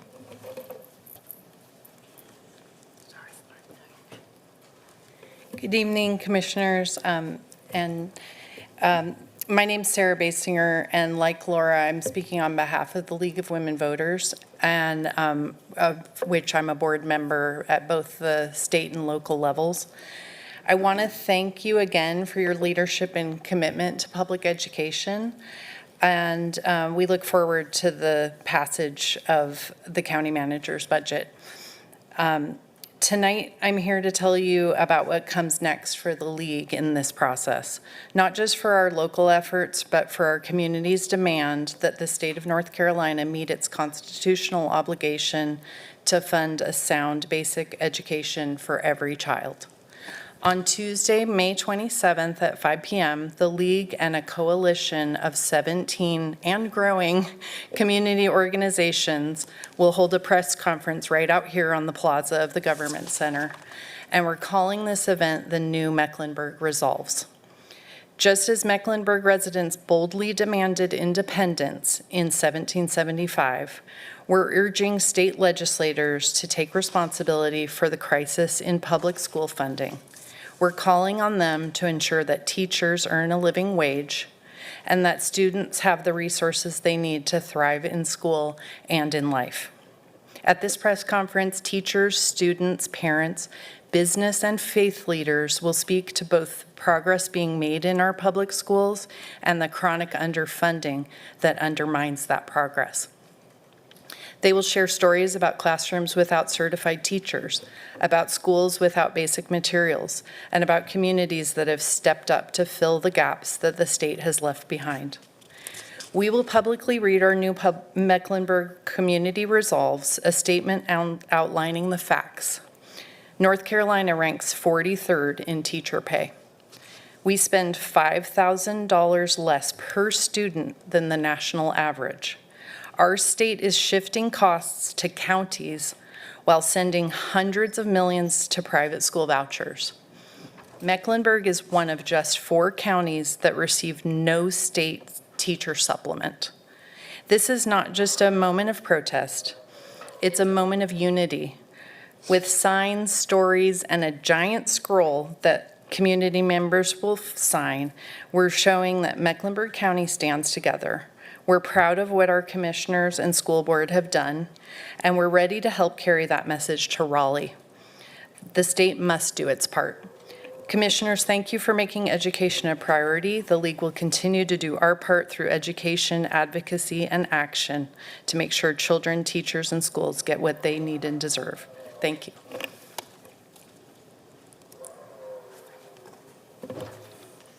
Good evening, Commissioners. My name is Kevin Woodson.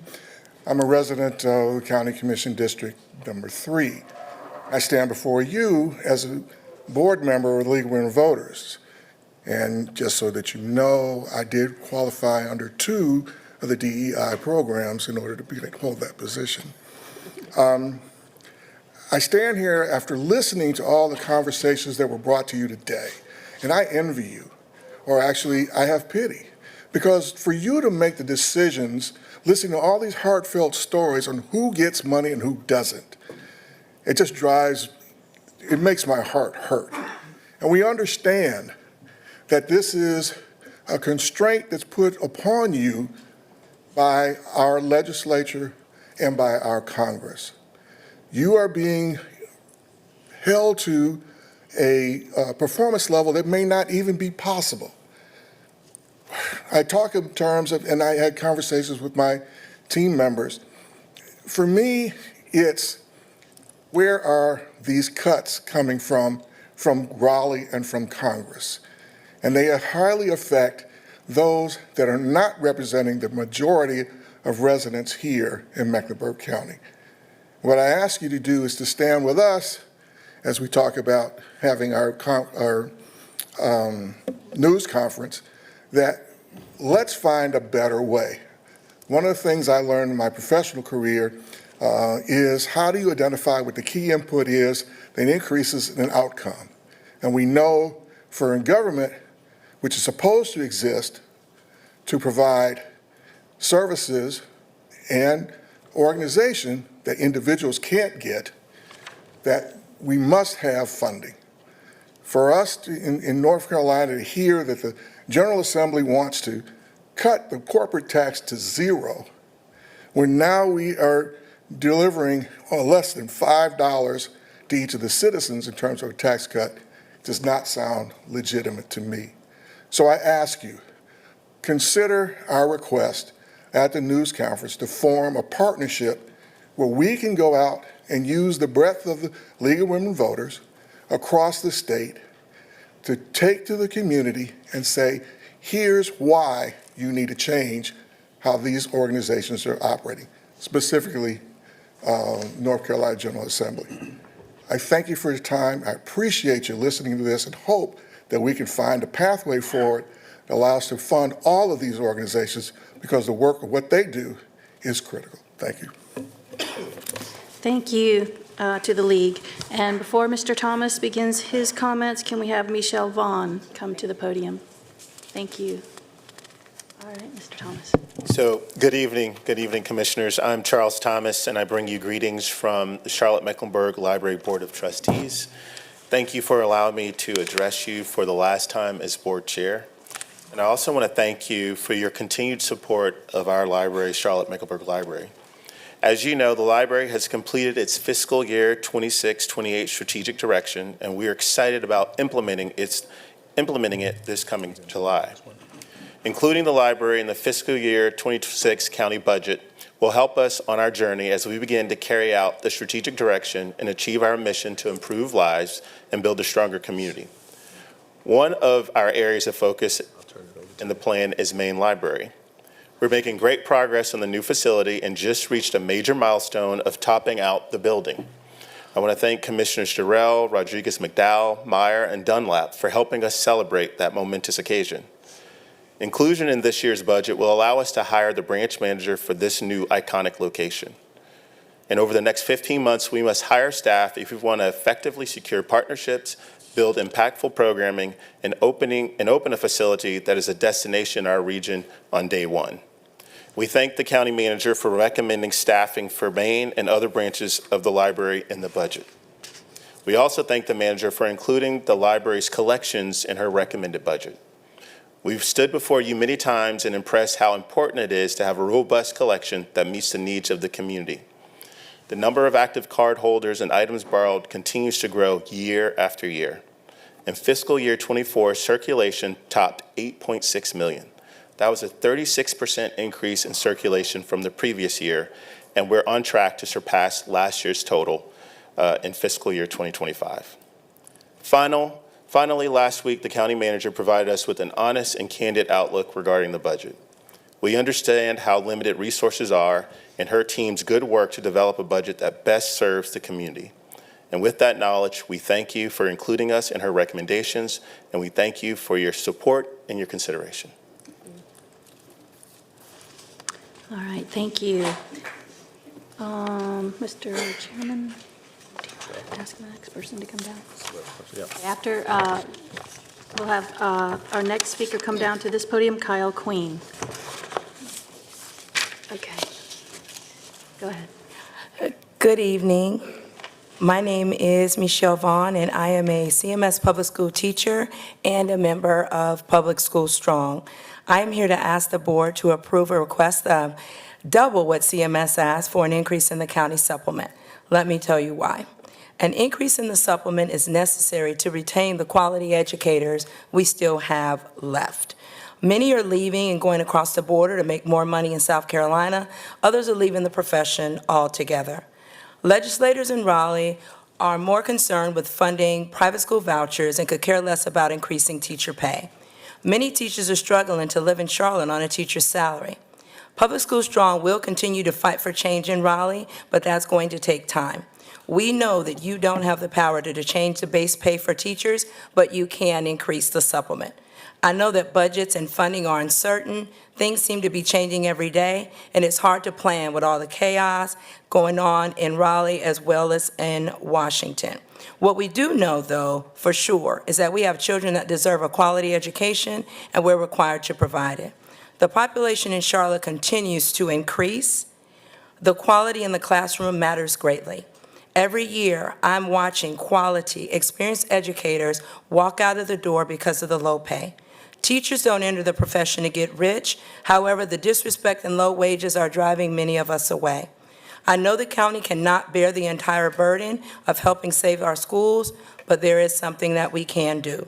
It is going to take all stakeholders for the long game to help our communities and our schools. We know we don't have the support coming from the state. It is up to us. I hope that we can devise a long-term plan that can include public-private partnerships to fund our schools. Many may not know this fact. Almost half of our current teaching staff in CMS has 0 to 3 years experience. It takes time for teachers to hone their skills, and the veterans in the building, like myself, are filling these gaps as these novice teachers learn. We have the expertise, the knowledge, the experience, so we can wear many hats. As we continue to lose the veterans, the quality is declining. I urge the board to consider an impact of a 10% supplement. That's only $100 a month for every teacher before taxes. I hope that you all will send a crystal clear message that educators matter to this board and that you'll do what you can to support them. I believe that investing in our teachers is ultimately an investment in our children, our schools, and this county's future. A lot of the people in a lot of need, having quality education and those opportunities, maybe there might not be as much need. That's something to consider. An ounce of prevention is worth a pound of cure. Thank you for your time, and thank you for all that you all do to serve our county.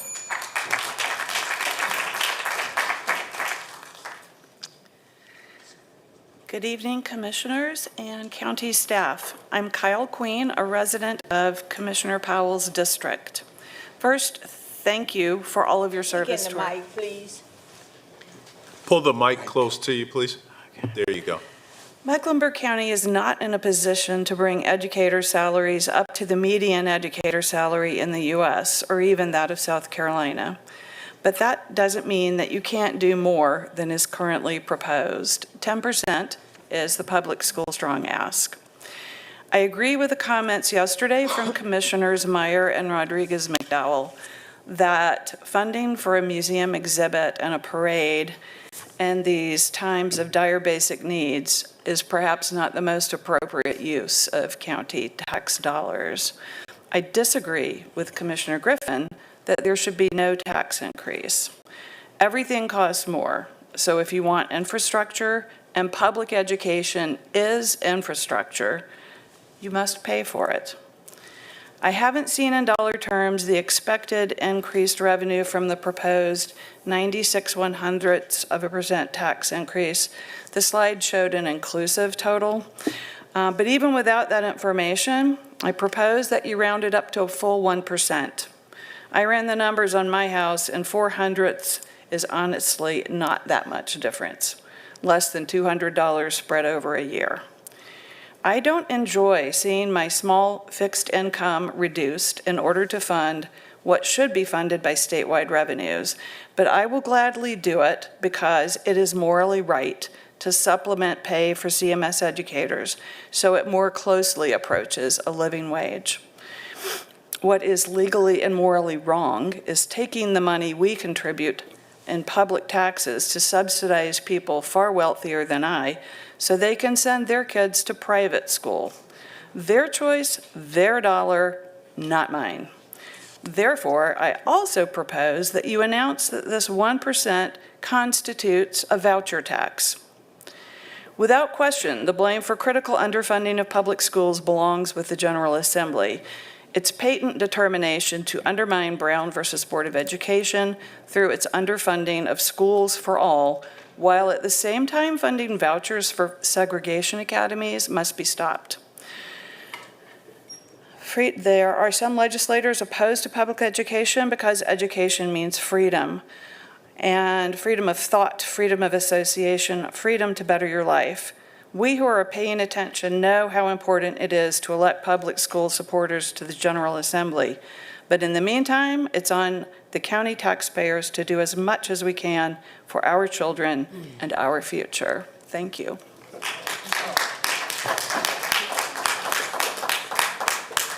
Thank you. Before you go, just want to say to everyone, thank you for your patience and your perseverance. No, it's been a long night. Once you go, Mr. Blackwelder, Ms. Cantor, correct? After that point, Commissioner Leek will take over to call down the next group of speakers after you all speak. Thank you. Good evening. My name is Mike Blackwelder. I'm the CEO of Smart Start of Mecklenburg County. Thank you for your time tonight. More importantly, thank you for your continued support of early childhood education throughout Mecklenburg County.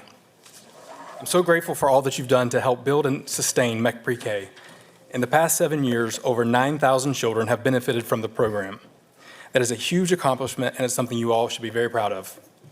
We currently have 105 classes in 47 locations, but the demand is outpacing the supply, with more parents realizing the benefits of MEC Pre-K, so we're hoping to continue that growth next year.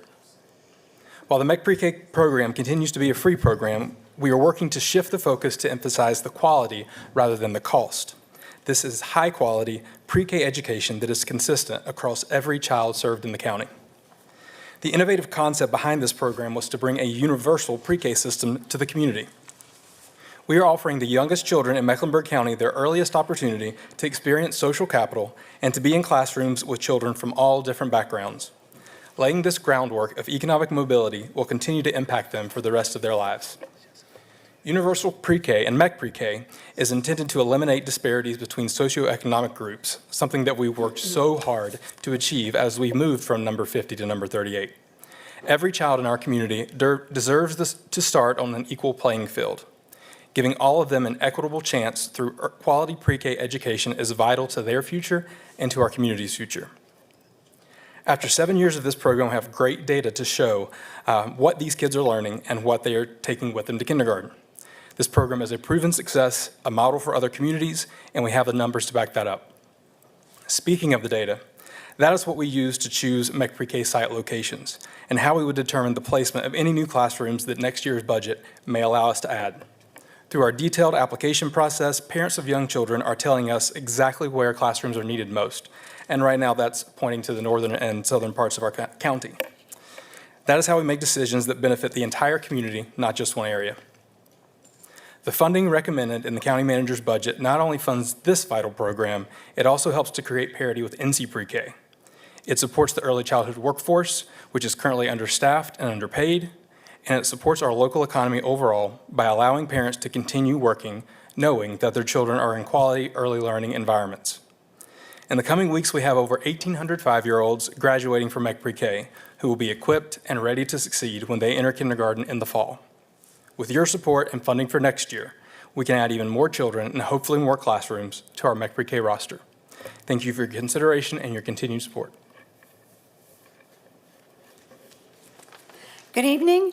I am Mary Margaret Cantor, the Chief Early Education Officer at Smart Start of Mecklenburg County, and I am honored to serve as the Senior Administrator over MEC Pre-K, a year in which children develop the knowledge, skills, abilities, self-confidence, and love of learning that not only makes them kindergarten ready, but life ready. We at MEC Pre-K proudly proclaim ourselves as data nerds. We collect and collect, analyze and analyze, and then act and act. We are data-driven in all that we do.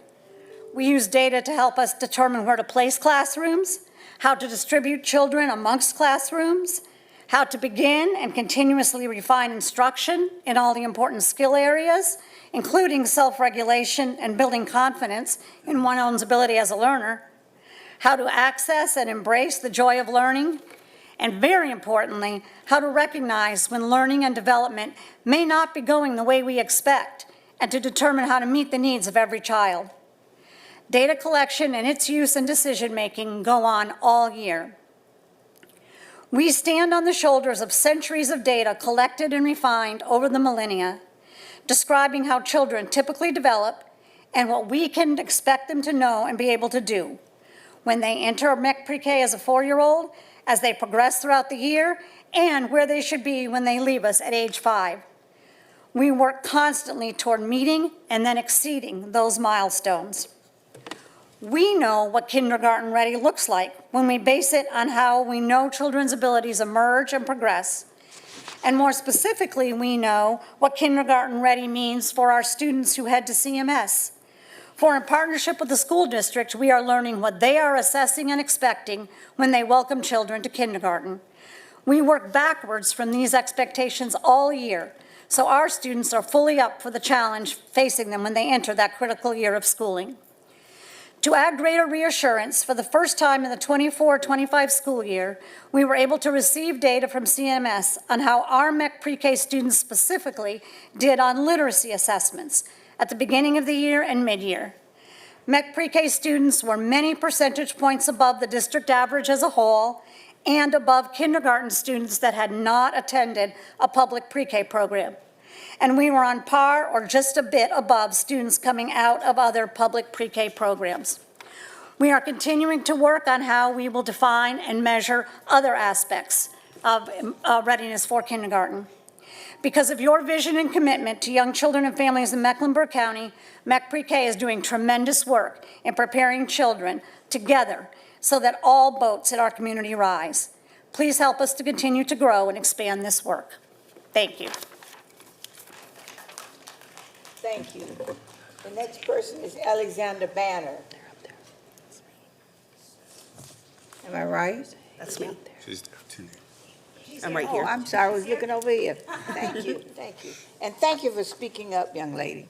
We could hear you. Good evening. My name is Tennille Alexander Banner, and I'm proud to serve as the Chief Advancement Officer of Smart Start of Mecklenburg County, where we have the honor of administering the MEC Pre-K program. First, thank you. Your continued support has made it possible for thousands of families across Mecklenburg County to access high-quality pre-K, something that is truly life-changing for children and their families. For the past 3 years, we've seen a growing interest in MEC Pre-K. Within the first 2 months of enrollment being open, we've received more applications than there are slots to fill, a recurring trend year over year. This year alone, more than 3,900 applications have been submitted for the 1,890 slots available.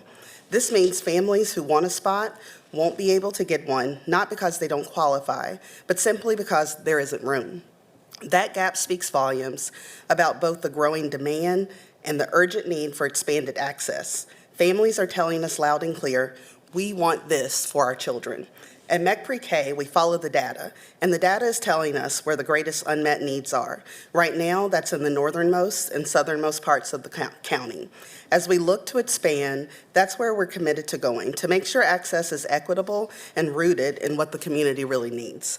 As a mom of a young child myself, I know just in how important this stage is. Pre-K isn't just about getting a child ready for kindergarten, it's about getting parents ready too.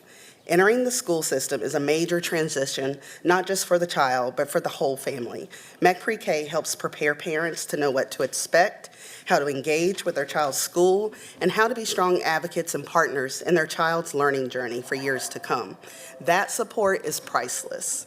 We're also seeing this program take on new significance in the face of North Carolina's ongoing child care crisis. With affordable, high-quality care increasingly out of reach, families are having to make incredibly hard decisions, including some parents leaving the workforce. And for many children, the year that they spend in MEC Pre-K may be the only structured classroom experience they have before starting kindergarten. That makes this work even more crucial. MEC Pre-K is not just a program, it's a bridge. A bridge between early childhood and formal education, a bridge for families navigating a system that's often too out of reach, a bridge toward a stronger, more prepared, and more equitable Mecklenburg County. Lastly, if you truly want to understand the impact MEC Pre-K is making, I invite each of you to join us for a visit. Data is important, but seeing the program in action gives you a whole other perspective. It is my hope and a challenge to all of you that you will take the time to gain a full understanding of this program, its impact, and the urgent need for growth.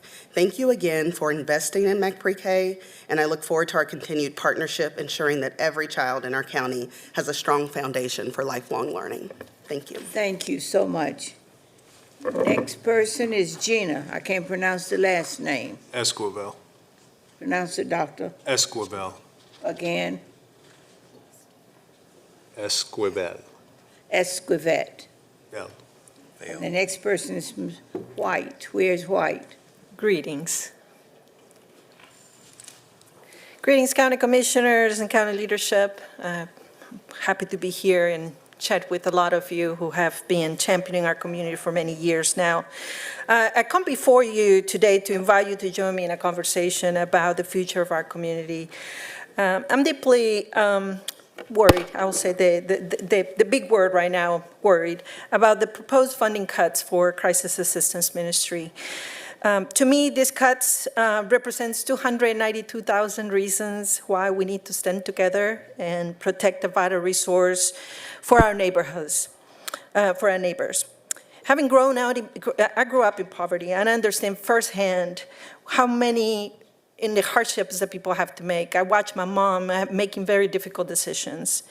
I worked at Crisis Assistance Ministry for 8 years, and now serve as a board member for the last 4. And if you can call commitment to an organization, I think that speaks of that. During my work in the organization, I was able to witness every single day many stories that kept me humble. Even though I have seen what poverty looks like, the hardships that I heard did not amount to the pain that we could describe. I recall one specifically, and this probably will tell you a little bit more about the heart of the organization. There was a couple that came because the husband had gotten ill and he needed dialysis. They lost his income and they had to move out of the county, not out of the county, out of their proximity to care. And they didn't have options. He had to go to dialysis every single day, and the wife was trying to figure out how to make ends meet. This was a very challenging situation for them, and as they went in back with the caseworkers and had to all sit down around and troubleshoot and think about what are the possibilities for communities and for families like this. They worked tirelessly, day in and day out, to help our constituencies or your constituencies find a pathway to stability and dignity. It is our duty as leaders to be vigilant in supporting them and understanding how they resolve to meet the needs of our neighbors every single day. For 50 years, Crisis Assistance Ministry had been a steadfast friend to Mecklenburg County. They serve our community with dedication and compassion, offering support to families facing impossible choices as we grapple with pressing need to support dignified housing and meet the 64.3 unmet affordable housing gap in Mecklenburg County. Their work becomes even more crucial. I'm humble because the work we do is not about money, it's about bringing dignity to people. And with that, I thank you for your support. Thank you. White. You're waiting. Good evening, esteemed officials and beloved Charlotte community members. My name is Psalms White. Yes, Psalms like the good book, depending on who you ask. And I'm an artist, teacher, and active community member born and raised here in Charlotte, North Carolina. I'm speaking today to join all those sharing our concerns and wishes regarding the proposed budget, which aims to address the city's $29 million deficit. As an educator, I was relieved to see that there are no further proposed education cuts to CMS specifically, although, like was already mentioned, we could definitely use more. Yet, as a community member, I am still deeply concerned about the budget proposals of continued increases in property taxes and the near elimination of the Community Service Grants Program. This program supports vital initiatives such as the Charlotte Speech and Hearing Center that distributes hearing devices to low-income students and seniors, Hopeway Veterans Support, which provides evidence-based holistic adult mental health care to veterans suffering from post-traumatic stress disorder, anxiety, depression, and other mental health issues.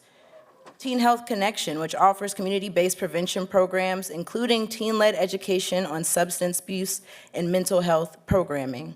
And so many other wonderful programs like were already mentioned, like the Crisis Assistance Ministry, to Brighter Days Outreach, to the Office of Violence Prevention, and programs like the CIS that support the students in the schools that we serve. The benefits of these programs are invaluable, yet too often we are told that our cities lack the funds to support them. The truth is that there's ample money. The truth is that social services that empower people to survive and succeed are simply not valued.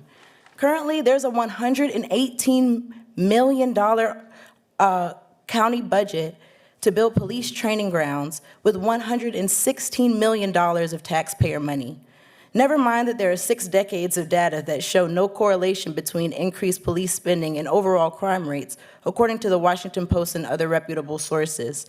Yet police can be helpful, but the truth is, investing this money in services that improve people's quality of life does exponentially more to lower crime rates and has a much more positive impact on communities. The truth is that increased police presence disproportionately puts people with mental health struggles, Black people, immigrants, poor people, essentially anyone a paycheck away from not being able to pay rent, which is most of us, significantly at risk. The truth is that there's enough money to fund all of these programs and to be able to support all of them, but this money is being spent to further police and militarize our communities. And so I ask that you all consider to allocate that funding, use $29 million of that to fix the deficit, and the rest of that to continue supporting these communities and benefiting our city. Thank you. Thank you. Felicia Barnes. Felicia Barnes. She spoke earlier. It's a different email address. Is Felicia Barnes here? The other Felicia Barnes? No, let's go to the group.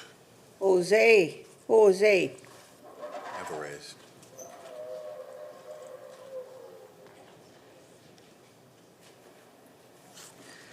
Jose, Cecilia, Emiliano, Reina, Miriam, Carlos, Ekaterina, and Yvonne. Thank you. Absolutely. That's 2 groups. Oh, I apologize. The other group can come on that side. Excuse me. Thank you. Mr. Chair, Commissioners, and Madam Manager, good evening and thank you for the opportunity to speak. My name is Jose Alvarez and I am the Vice President for Prospera, North Carolina, based here in Charlotte. For the past 8 years, Prospera has been proud to serve this community through its free and confidential program, which offers bilingual entrepreneurship support, servicing an average of 1,100 program beneficiaries, Hispanic and non-Hispanic, per year, of which 65% of that are Mecklenburg County residents. And for the past 5 years, Mecklenburg County has partnered with Prospera to assist the county's diverse population in becoming economically independent through entrepreneurship. As a Mecklenburg County resident myself, I have witnessed this board's service and leadership in serving this county's residents, in addition to the trust and vital task you have given the county manager to make sure the residents' tax dollars are put to efficient and valuable use. I want to thank you for that. I also want to thank Madam Manager for her professionalism and all the years of service in managing such an impactful task. Thank you, Dina, and thank you to your team. I also wanted to take this opportunity to express my concern about our contract not being recommended for the next fiscal year. I am here today to respectfully request you reconsider that. While I'm not here to point any fingers, I feel that our organization has fallen into the cracks and some details were not taken into consideration through the process. I also want to make clear that while we deeply value our partnership, this particular contract is not the primary source of our organization's operating budget. We leverage a diverse portfolio of public and private sources, allowing us to maximize the county's investment and broaden the impact in our community. In fact, this contract of $75,000, which hasn't been increased in 3 years, represents 6% of our statewide budget and 15% of our local budget. Once again, thank you, and we're here to serve the county's diverse residents, and we would welcome the continued partnership in years ahead. And I've brought a couple of testimonials, Mecklenburg County-based entrepreneurs that have benefited from this partnership. Thank you. Good evening. My name is Reina Rodesno, and thank you very much for let us be here today. And I came to Prospera 5 years ago when I started my business, and I was with, even though I wanted to grow, but I didn't have any clue so how to do it. When I came to Prospera, they gave me tools, and they teach me how to use the tools. So 5 years ago, I was working by myself in my company. Now, since they are helping me, I have 6 employees. I'm very happy that to come to them, they are helping me in my own language, even though I love English. But I would say that I learned English as a second language. So I feel very happy to be and come with them, and they are helping me in my own language, which I love. So I really appreciate the help that you are bringing to Prospera, and thank you very much that you are making possible that Prospera is there to helping the new entrepreneurs that are born and teach them the good path to grow. Thank you. Good evening, Commissioners. My name is Cecilia Carrion. I'm independent accountant, insurance agent, and I'm a proud member of CCMP Business Essentials, LLC, a company that offers accounting services and commercial insurance in Mecklenburg County, Region, District 5. And I am here to support Prospera USA. 7 years ago, when I started my practice as a business owner, I went through several challenges. I needed guidance, working capital, advice. So I decided to go to Prospera and meet its team. And today, I can tell you that it was one of the smartest decisions that I made. They not only helped me to start up my business, but also they made this journey feasible and smooth. They gave me the advice when I needed the most, and they connected me with reliable mentors and providers. I cannot describe in words the impact that Prospera made to my business. And thanks to them, today, CCMP Business Essentials has 5 employees, help other business owners to adapt to the complex system that it takes to keep a company in compliance. In effect, business owners need to file taxes, pay taxes, have their business in good standing, have insurance, classify workers correctly, do audits, and so forth. This is why today I humbly and kindly request you provide support, renew, and keep funds for Prospera USA so they can continue making an impact with minority business owners like me in our Queen City. Thank you. Good evening, my name is Emiliano Gonzalez Portino, and I am the founder of The Brand Building Shop, a creative strategy and storytelling agency based right here in Charlotte. When I moved to this city, I brought with me 2 decades of experience building brands across the Americas, working with major TV networks, global organizations, and political campaigns. I had the skills, the drive, and a deep understanding of how storytelling shapes economies and identities. What I didn't have were the local relationships or the knowledge of how to start from scratch in a new system. My experience was worth nothing, and I still had to support the family. That's where Prospera stepped in. They didn't just help me register a business. They helped me build a foundation, one rooted in strategy, community, and contribution. They connected me with resources, guided me through systems, and most importantly, believed in the potential I brought with me. Thanks to their support, I've grown a business that now trains students, supports nonprofits, and collaborates with small businesses across Charlotte and beyond. Prospera recognized that my work, while not traditional, had the power to contribute to the economy and to others. And because of that, I've been able to offer services to organizations that normally wouldn't have access to high-level branding strategy. They also helped me secure the funding I needed to scale, funding that's now generating jobs, expanding access to creative services, and providing that public-private partnerships can deliver public-private partnerships can deliver real returns for this community. Starting a business isn't glamorous. It's not the version we see online. It's not fancy lattes, espresso shots, or hashtag CEO lives type of things. It's pitching in a second language. It's choosing between software and groceries. It's learning how to price your value, register your company, and keep going when no one knows your name. Prospera didn't hand me a shortcut.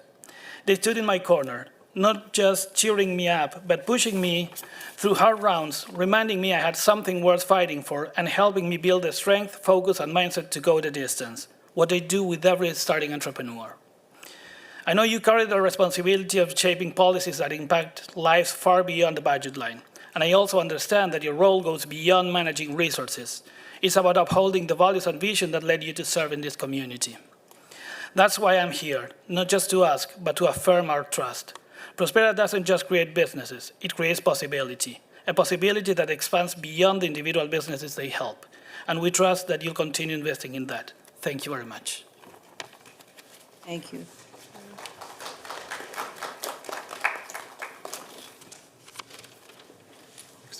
Yeah. Yes, good evening. My name is Carlos Casadilla.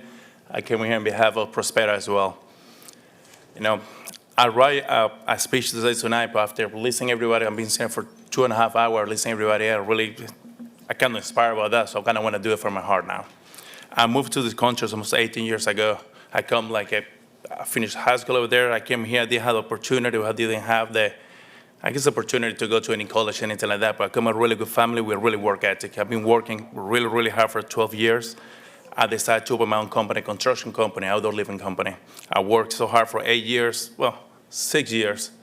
I never took the right decision. I never had any mentor. I never had anybody there to help me to do it the right way. The thing, just get it in and get out every single day.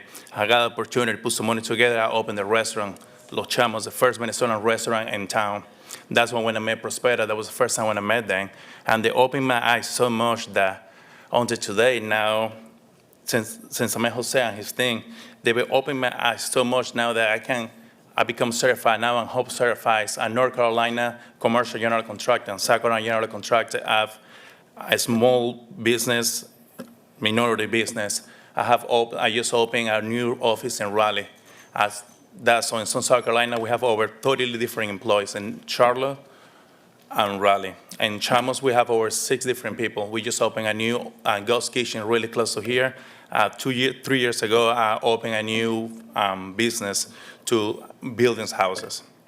I guess after all that been said, saying a lot about me, but the big thing about that, I was entrepreneurs. I knew what I wanted, but I didn't have the guidance enough to get it. Thanks to them, they pushed me to the right direction. They keep pushing me every day. They asked me, well, they didn't ask me. I guess I volunteered. This is super uncomfortable for me. This is not what I do. I build the stuff. I don't speak in front of people. But, I'm super grateful and thankful. I really hope they can keep doing what they're doing, because people like me, when they move here, I'm pretty sure there's a lot more people there that need help and they need assistance to keep moving forward. Good evening, Commissioners. My name is Ekaterina Gorletova, and first I wanted to thank you for letting me speak to you. I'm a business consultant, I'm a mother of 2, and I'm an immigrant from Eastern Europe. Like many others, I faced a lot of challenges when I just moved to Charlotte because I needed to support my family, start a new business, find my way here, and grow professionally in a new place. Prospera has supported me during this time with guidance and advice. They also welcomed me as a business consultant into their team and gave me the confidence and the opportunity to help others to go through something that I just went through. Over the past few years, I was able to help 25 projects, and I was able to work with entrepreneurs on business plans and marketing and sales plans. This might sound very technical, but it's not a technical process. I myself, Prospera, and business owners, we were building stability for them, for their families and their communities on the paper so that they could go back into their communities and make it happen. Because of Prospera's support, I was able to share my expertise with a wide range of businesses: home bakers, cleaning companies, beauty professionals, construction businesses, and many more. Some were getting just started, others were seasoned businesses who were struggling and were on the edge of, were so desperate that they were almost ready to close. I have seen businesses that were just ready to close, and then a year later I would get a call from a business, and that's an absolutely real story, And she's thanked me for working with her and said that she has just moved into her office and she's hiring her first employee when she was just the only one working in the company. That kind of transformation is possible when people get the right help at the right time. And I feel like what makes Prospera stand out is that Prospera helps not only with advice, but they help in their own language, literally and culturally.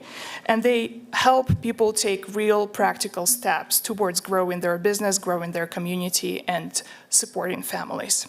Thank you again for your time and for supporting a community where organizations like Prospera help turn hard work into opportunity. Thank you. Good evening, Commissioners. My name is Yvonne Farfan. First, I would like to express from the bottom of my heart the gratitude for every support that you provide to Prospera. I'm a CEO from a party rental business with 20 years experience in the market. In the last 5 years, our business has reached a new professional level, and we have support out to several communities like churches, schools, non-profit organizations that they knock the door to support from our party rental equipment. Now we can support them from our new connection, from our new customer. We have grown in the large part thanks to the training, advice, and workshop that Prospera offers. We have received extensive support anytime we ask them. For over 15 years, my employees and I, we have to travel to other states to be training and be inspired. Now we are blessed that this organization support our business locally. My employees and I frequently remaining about how Prospera helps overcome the challenge of the pandemic, as we were unable to work for over 11 months. Much of our recent success and growth is due to the resources and advice we received from this organization. Before Prospera, I was feeling alone as a business owner.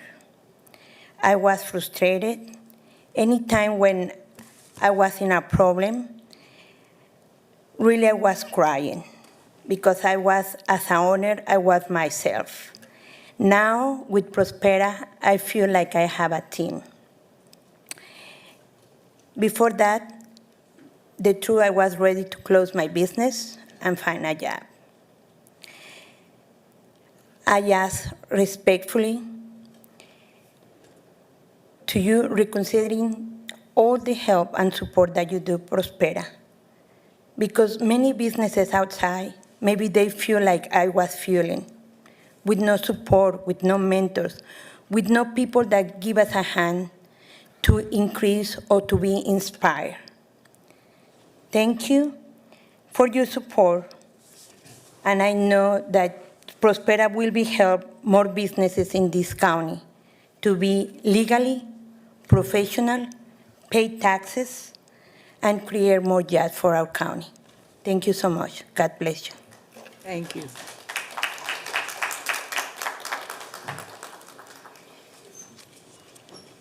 Govon Hunt.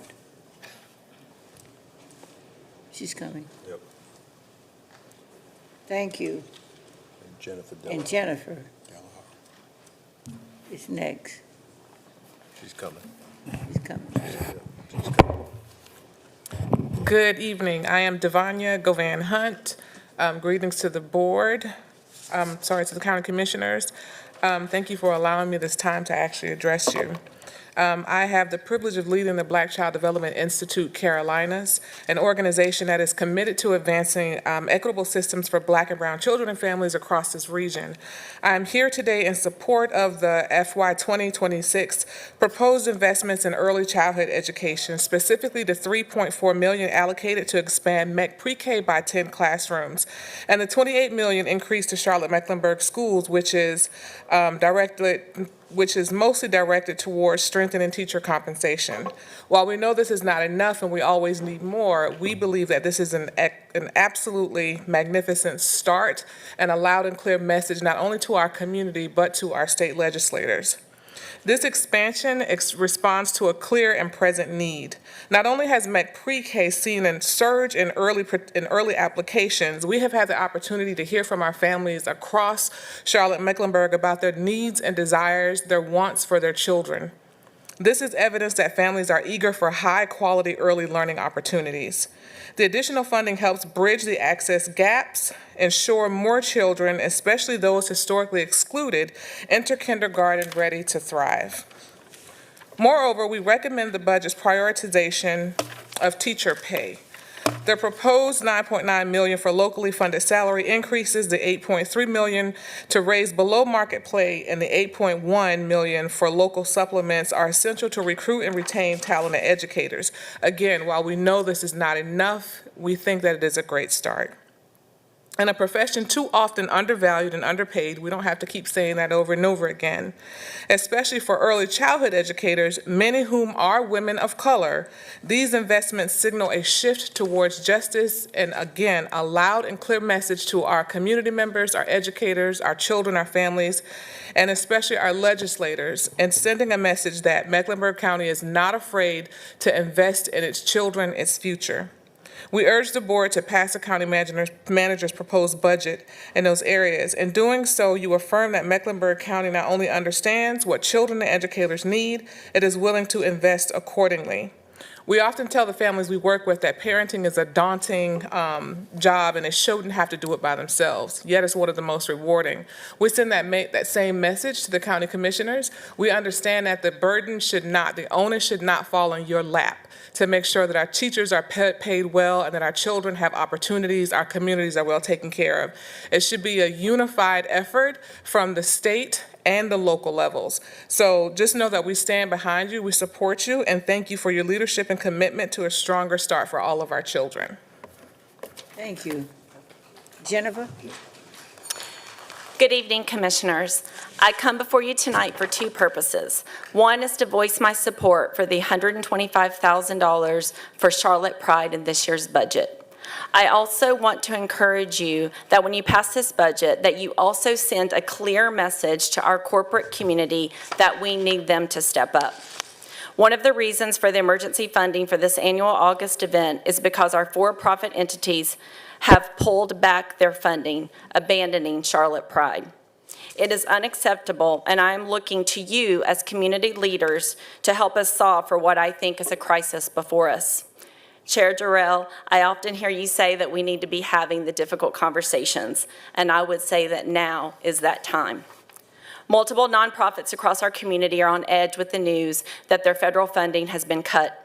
Many of our corporate partners, however, are in a holding pattern amidst economic uncertainties, or they are flat out abandoning their funding out of fear for what may be deemed DEI, such as the case of Charlotte Pride and the Latin American Festival, and several others, I'm sure. On top of these hits comes the news that the recommendation before you is that Mecklenburg County cut funding to nonprofits. I understand why these cuts are happening, and that they very well may be necessary for you to balance your budget. What I'm asking you to do, though, is provide leadership in our community to convene stakeholders to help us all solve for this crisis. What I'd like to see is some real talk. This involves the public sector, the nonprofit sector, many of whom represented tonight, and the private sector must be there. Often these three pillars meet in their own silos, but it's time for everyone to come together and pose a simple question to the private sector, which is this: what are you going to do with all the extra money you will be saving by not paying the corporate state tax? My preference is that corporations continue to pay their fair share of taxes so that we can give teachers the raise they deserve. But if the corporate tax is going to zero, then I think there needs to be a strategic conversation in our community about how we take those extra dollars and invest them in the nonprofit space. Cutting dividends to shareholders instead of investing that money locally back into the community would be unacceptable. Our business leaders need to understand how our most vulnerable populations will be affected by cuts to both government and nonprofit. Again, I want to reiterate that I'm absolutely in support of this one-time funding to Charlotte Pride, and I call on you to help convene our private and nonprofit leaders to help us all have these difficult conversations. Our community needs leadership working together. Thank you for listening, and thank you for your service.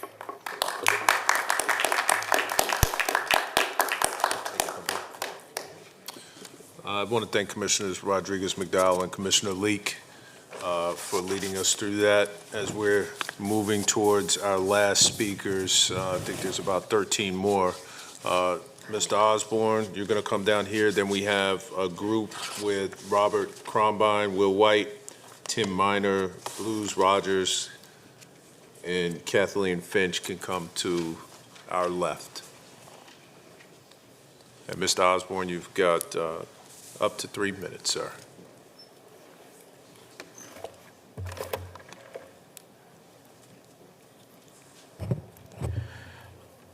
Thank you, Commissioners. I'm Darrell Osborne, and I thank you for allowing me to come before you for the statute to be considered for Charlotte Silford at the Charlotte Silford Golf Course that lies in the best district in Mecklenburg County, which is District Number 2. We've come before you earlier. However, we know that the statute is not one of the things that are on you all's budget, and I don't think that you all are considering the statute because it's something new. However, the statue of this great man represents what we're going through now is change. Change will be here. Change will never end. The statue of Charlotte Silford represents change coming through the hard times, through the struggles. And not only that, change is the key and the platform for education. We must look at if education is going to continue, change is a part of it, and change is one of the major things that allow us to focus in on history and progress. Progress can only be moving forward when we can see what change has come about through people that has been the pathfinders and leaders in change. Again, I thank you for allowing me this opportunity to chat with you. And before I leave, I know that you all have a rough time. I did my internship here over 30 years ago, and I had to sit in on these long budget meetings. So my prayers are with you. I know that you're going to have some difficult choices to make, and thank you again. Have a great night. Thank you. Robert, before you go, let me tee up Trey Klingensmith and Kaya Allen. You're speaking separately, but I just want Kaya to be on deck. 10 minutes, up to 3 minutes apiece, excuse me. Thank you, Mr. Chair. Thank you, Commissioners and Manager. Thank you for giving me the opportunity to speak today. My name is Robert Crumbine. I'm the Chief Creative Officer and Senior Vice President for Programming and Events at Charlotte Center City Partners. Begin the mic, please, sir. And I'm here to express gratitude for your continued support of Charlotte Shout and discuss the critical role your funding plays in the success of this vibrant festival. Charlotte Shout is more than just an event. It's a celebration of art, culture, and community, showcasing our creativity, diversity, and resilience. This festival brings together artists, musicians, actors, poets, dancers, fashion designers, thought leaders, and culinary talents from all walks of life, highlighting the rich cultural tapestry that makes Charlotte Mecklenburg unique. The county funding, coupled with the city's similar investment and the matching dollars from corporate partners like Bank of America and Atrium Health, is not just a financial contribution, it is an investment in the heart and soul of our home. Each artist and musician, performer, any participant in Shout is actually a small business relying on opportunities like this festival to sustain their livelihoods, growing their audiences, and continuing to create the art that enriches our lives. The funding we receive through our partnerships helps us cover essential costs such as venue rentals, equipment, production expenses, security, marketing, and artist fees. In fact, nearly 100% of the public dollars is dedicated to paying our participating creatives. This year alone, Charlotte Shout supported 485 creatives and attracted 516,000 visitors during the 17 days of the festival. This support ensures that the festival remains free and accessible to all members of our community, fostering a sense of inclusion and belonging. It also attracts visitors from outside the region, showcasing Charlotte as a cultural destination. And this influx of visitors resulted in a direct spend of $13.7 million, significantly boosting our local economy and demonstrating the festival's substantial economic impact. In addition, your support extends to the Charlotte-Mecklenburg Schools visual and performing arts programs, where more than 700 students participated and benefited from the experience and exposure provided by the festival, gaining invaluable insights and inspiration that will fuel their artistic journeys. I'd like to also highlight the collaboration with Mecklenburg County Parks and Rec and the importance of programming our urban parks. This partnership has been instrumental in utilizing our parks as vibrant spaces for community engagement and cultural activities. By programming our urban parks, we create safe, accessible venues for performances, workshops, and interactive installations, making art and culture a part of everyday life for our residents. This initiative not only enhances the festival experience, but also promotes the use of public space. I urge you to continue your support for Charlotte Shout and recognize the invaluable contribution it makes to our community. Thank you. Hi, folks. My name is Matt Alvis, and I run Activation Studios art facility in Plaza Midwood. I'm also a small business owner. I understand that Mecklenburg County is in a tough spot and that the proposed cuts were not put forth lightly. I also understand that declining growth in sales tax since the pandemic is the reason we are in this predicament today, and as a result, there are many valuable programs facing potential budget cuts. I'm here to speak to you today about the Charlotte Shout Festival and why cuts to its funding would be short-sighted. I'm not going to focus on the scores of local artists and musicians that benefit from the biggest yearly arts festival that Charlotte has to offer. I'm not going to tell you how art is vital to establishing a city's culture. You've heard that before. No, instead, I'm going to talk about generating sales tax. The Shout Festival brings much-needed microtourism into Uptown, not just for the 17-day run of the festival, but throughout the year. Shout acts as a de facto education and awareness campaign for the city of Charlotte and Uptown specifically. It draws people from other counties, familiarizes them with Charlotte, and turns them loose to spend their money in the otherwise flagging economy of Uptown. Throughout the festival, people who live in Charlotte comment that they've never been uptown. "I didn't know all this was here," is a common phrase. People from out of town come and comment that our city is clean and full of life. They make plans to come back. I saw a Shout visitor say, "They got a Fleming's here, we'll have to bring Grandma." That means he's coming back to Uptown with his family to patronize a restaurant. This is an incremental but substantial effect that takes years to cultivate. The Charlotte Shout Festival showcases the potential of our Uptown area. It creates awareness of our city's parks and amenities. It creates the opportunity for people to engage with us in a meaningful way that will bring them back for dinner and drinks. As we all know, many who work in Uptown commute directly away after work, taking their potential sales dollars from Mecklenburg County. The festival gives them a reason to come down from the towers to the street and look around instead of walking the breezeway to a parking garage and getting on the highway. We have to give them a reason to spend their money in our county. Shout undeniably offers a reason to engage in our community. In addition to its benefits in the revitalization of Uptown, Shout also creates new sales tax generating businesses. In preparation for Shout this year, I personally helped several artists set up their Square payment systems and showed them how to collect and remit sales tax to North Carolina Department of Revenue website. They are all new small businesses paying sales tax to Mecklenburg County. New ways to stem our flagging growth, and every bit counts. Since its recommencement, the Shout Festival gains momentum year after year and has not yet reached its zenith in tourism potential. Cutting its funding is not a route to fixing our sloping sales taxes. On the contrary, Shout and other activities that put Uptown on the map are more important than ever. We need to showcase our city and educate people about its beauty and potential so they want to spend their money and their lives here. That is the way out of declining growth. Please consider the long-term role. Thank you.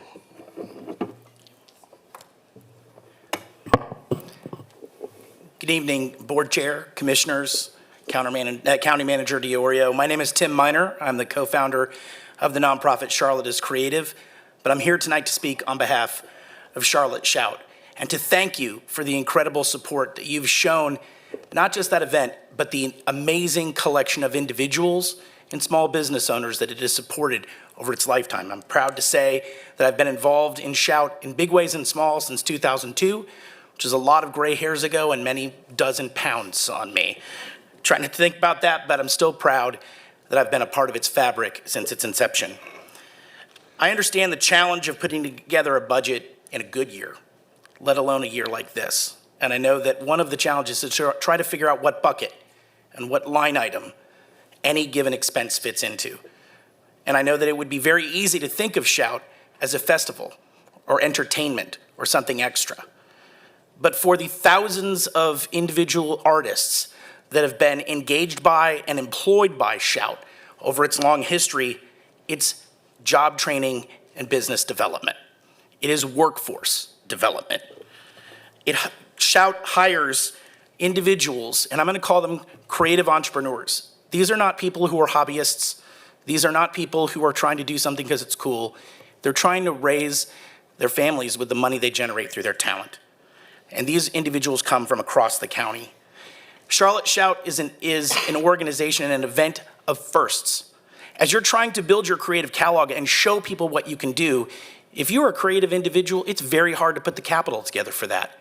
But if you get accepted into Charlotte Shout, you are able to open new lines of business because you're given money and resources, everything from marketing to project management support, to try something new, to succeed with something new, and do it on a grand stage. And after that, it's easy to think that Charlotte Shout is just 17 days, but those 17 days ripple across our year and across the careers of individual creatives. I wish Will White were here tonight to talk to you, but he's not here for the best reason. He's working, and he's working more because of his involvement in Shout for the last 3 years. In 2002, he made a statue. Over the last 2 years, he has managed a fashion festival, and that has grown his fashion business and those who participate in his work. In fact, one of his fashion designers went from having done her first event at Shout to selling her wares in Free People and being featured in Teen Vogue. This week, Christina Newman-Scott, the new Vice President of Arts for the Knight Foundation, came to Charlotte. And she said, Charlotte is a thriving, amazing creative economy, but no major city or community in the world achieves that status without a thriving creative economy and creative community. Please continue to support Shout. It seeds the future. Thank you.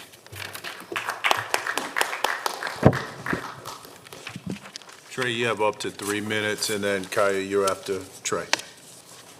Trey Klingen-Smith. Good evening, Commissioners, Mecklenburg County, and everyone at home. I am Trey Klingen-Smith, and I serve as a proud board member of Charlotte Pride. As you know, Charlotte Pride is a local nonprofit serving the LGBTQIA+ community. You may be aware that our annual Charlotte Pride Weekend is the city's largest event in Uptown, and that it has substantial impact economically and culturally.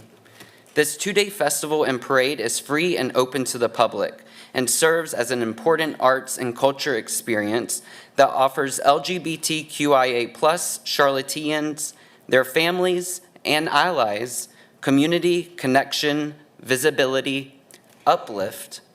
The festival features more than 40 hours of entertainment, a neighborhood market showcasing dozens of local artisans, artists, and micro businesses. Flourish, an indoor arts activation, a health fair with testings, vaccinations, and 200 to 300 vendors. The Charlotte Parade includes around 200 corporations, local businesses, nonprofits, places of worship, and political leaders. With more than 10,000 individuals participating in it, about 70 corporate sponsors support our event. Given that our organization and large-scale public event are woven into the fabric of our community, and given that 2025 is our 25th anniversary year, and that our festival has been held in the heart of Uptown since 2011, we are humbly asking for the county's support to allow our event to continue. This event belongs to the people of Charlotte and the surrounding region, and we want our government support to reflect that and honor that. With the exponential growth of our event, which now hosts around 240,000 attendees over the course of the weekend, we are moving our festival zone to the county's First Ward Park and surrounding streets to allow more space for attendees and activations. Moving the festival to a park setting will also pay homage to our first Charlotte Pride events held in the early 2000s in Marshall Park. We have been contributing and uplifting to our community for almost 25 years. According to the CRVA's 2022 Charlotte Parade Economic Impact Survey, $15.8 million in total impact, $9.46 million direct visitors spending, 580,000 local tax revenue generated, 30,000 out-of-town visitors, 66% of them staying overnight, 16,500 hotel room nights. 96% of visitors say Charlotte Pride is the primary purpose of their visit. We respectfully encourage you to adopt the purpose of this budget. Thank you. Thank you very much.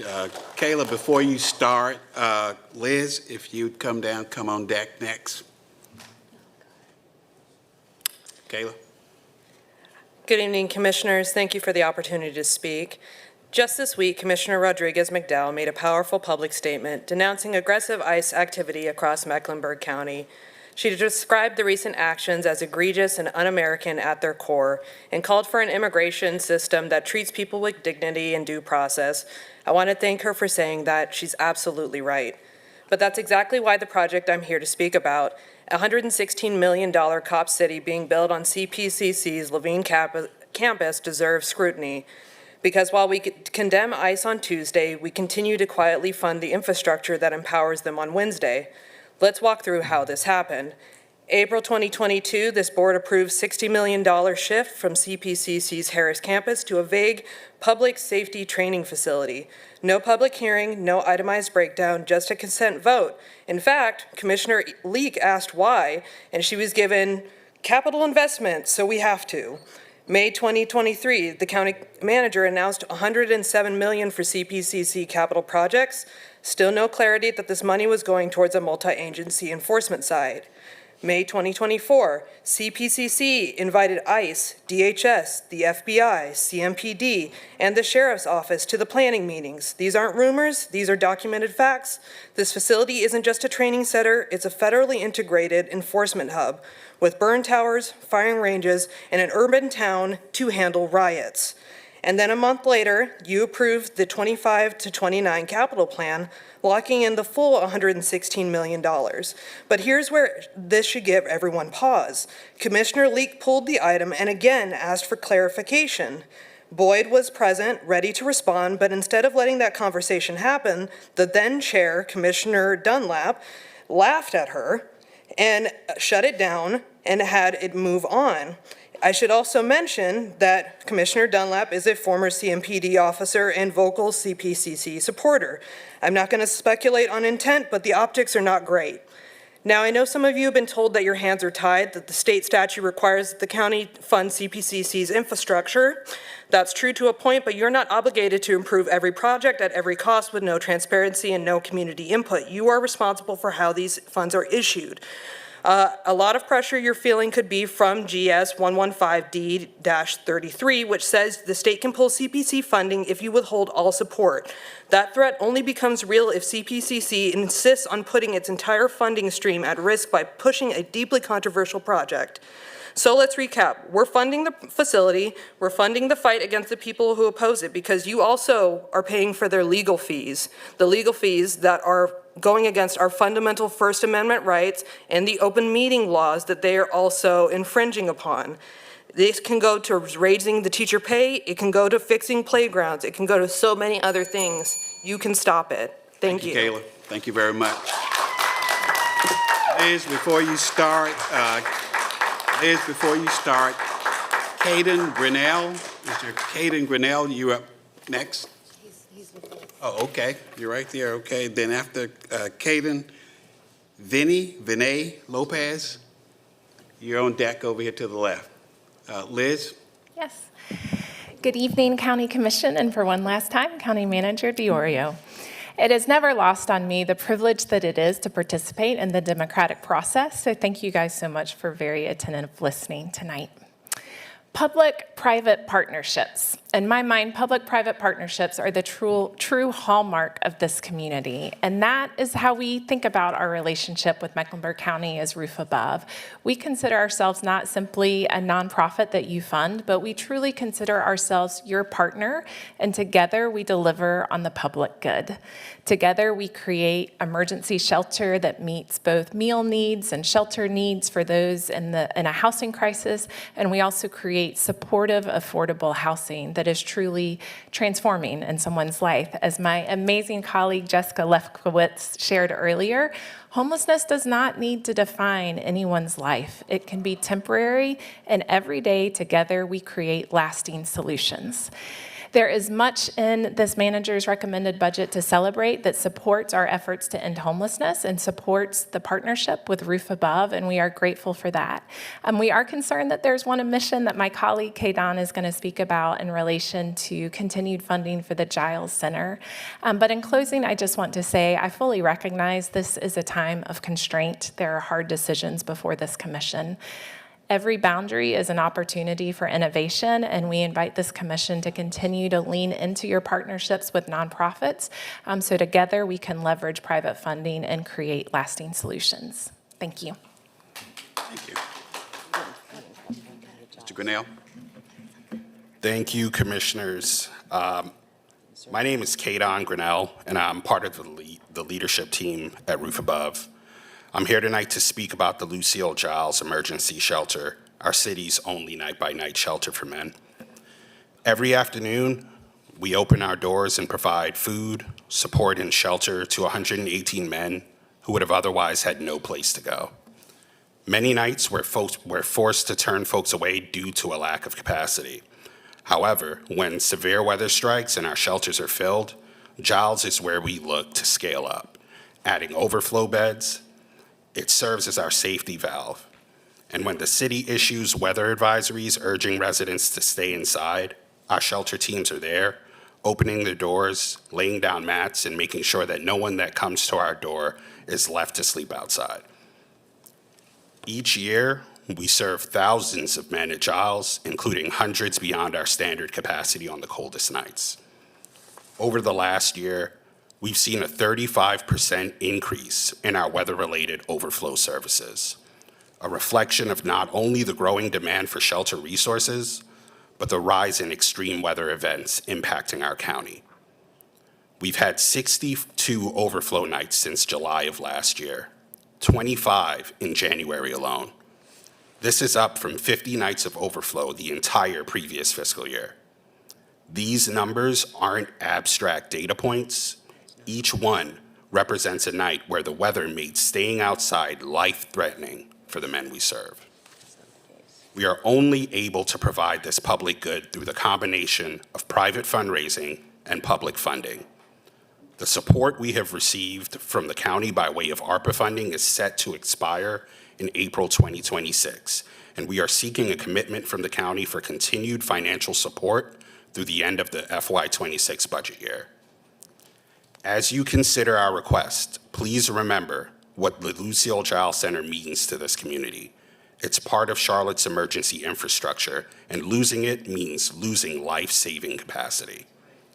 We thank you for all you do for our community and urge you to continue investing in this essential resource. Thank you. Thank you. Ms. Lopez, before you start, Kate Murphy is on deck, and after Kate Murphy is Matt Elvis. Ms. Lopez. Okay, good evening. My name is Vianney Lopez. It is obscene that $116 million of taxpayer money has been given by Mecklenburg County to fund a CPCC training facility that will further militarize the police against Charlotte and surrounding area residents. The entire funding process for CPCC's training facility lacks transparency, which is why I am demanding a public meeting or forum with the county and the wider community on this project. $116 million can go a long way in funding something else that residents need, such as affordable housing, access to public transportation, greenways and parks, just to name a few. Listening to the other stories involving crisis assistance ministry inspired me to share my own. I was diagnosed with type 1 diabetes at age 8, and during that time, my father was working full-time, but this additional financial burden was unexpected, so my family had to make a choice between rent and insulin. Luckily for me, they chose insulin, and crisis assistance was there to help with the rent. So instead of funding a cop city, groups and organizations that do actual good should be funded. Thank you. Thank you. Ms. Murphy? Matt Elvis at this podium? He's already spoken? All righty. Jeremy Golden, you're on deck next. Ms. Murphy. Hi, my name is Kate Murphy. I am a Mecklenburg County resident and the pastor of the Grove Presbyterian Church in East Charlotte. I want to start by saying what I know we all know, and that is hard times are here in our county. Hard times have been here, but much worse is coming our way. There's a tsunami of suffering that is headed towards our community, and it is going to hit hardest the people in our community who are least equipped to withstand it. And that means now is not the time to cut support to nonprofits. Now is the time to increase it. I'm talking especially about a nonprofit like Roof Above, which I think is a victim of its own excellence in this community. We literally cannot imagine this county if Roof Above was not serving the way they serve the most vulnerable. And when the most vulnerable members of our community are seen and centered and served, we all flourish here. I really appreciate, and looking over the budget, I know how difficult it is to make a budget. I can appreciate County Manager Diorio's commitment to the county employees, to her people. I just want to say respectfully, the guests who are seeking shelter and survival and maybe the strength to hold on, they're your people too. And their services shouldn't be cut back, especially not now.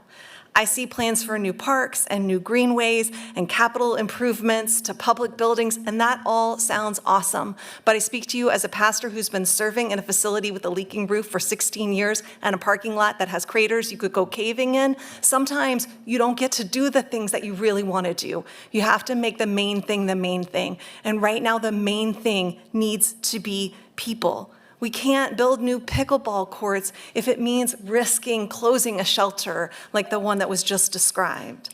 I know in the rationale was something about performance outcomes and how the county isn't supposed to be a permanent funder for nonprofits, but the county needs nonprofits like Roof Above. I drive around the city and every intersection I come to has 2, 3, 4, as many as 8 people begging for enough money to get food to survive. People come to my church seeking help because they are sleeping in their cars with their children.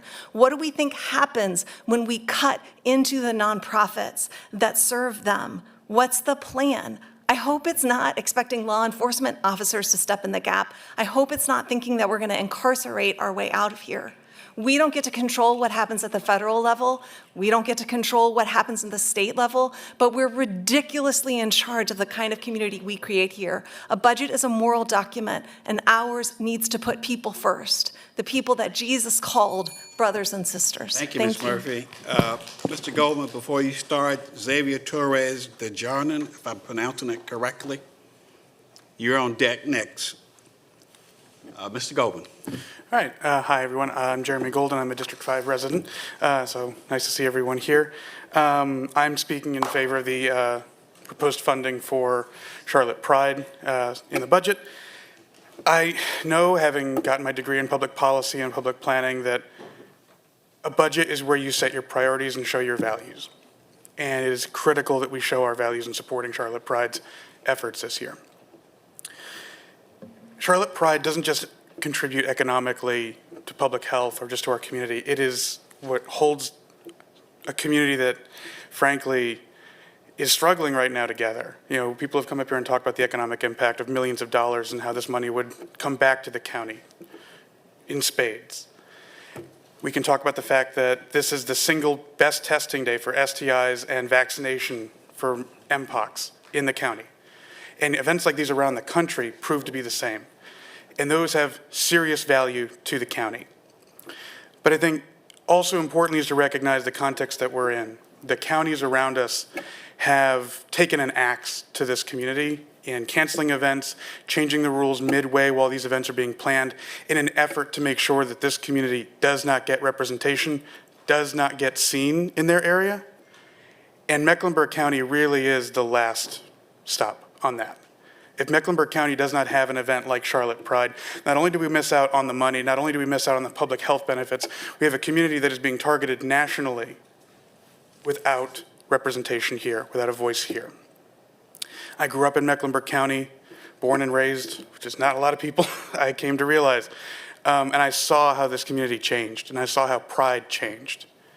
And as a gay man, it made it that much more easy for me to come out and feel safe in Mecklenburg County, because Pride was not only a thing, it was vibrant, it was booming. I was able to go there and see a sea of people I knew I was safe around. And I think that it's important to note that we're not just talking about Pride not happening for 1 year, because if it doesn't happen this year, anyone who invests in anything can tell you volatility and uncertainty does not just happen once. If it happens once, it causes concern for future events and future investment. Not having it this year makes it harder for us to have it in 2026 and 2027 and beyond. Making sure that we have this, like I said, doesn't just bring in the money, doesn't just help us when it comes to our public health, but it helps a community feel safe. And that is critical to Mecklenburg County. And it's critical to my community as we fight the federal government, as we fight the state government. It would be great to know that we have the allies we need in local government, and I believe we do. So I thank you for this inclusion in the budget, and I urge its passage. Thank you so much. Thank you. Before you start, Yazir Jimenez, if I'm pronouncing that correctly, Jimenez over here at this, and Alexandra Biggers, get ready, you're on deck after Ms. Jimenez. Yes. Good evening, commissioners. My name is Javier De Janan. I am a Mecklenburg County resident, homeowner. I'm also an attorney who practices mostly in Mecklenburg County. I'm also licensed in South Carolina and in Georgia. I'm going to try to make the energy up since we're near the end, and I want to thank you all for sitting through this. As an attorney in the South, I have sat for 6, 7, 8 hours in court, so I can understand how y'all are feeling. I'm here to talk briefly about what has been called COP City, what is known officially as the Public Safety Training Center of Central Piedmont Community College.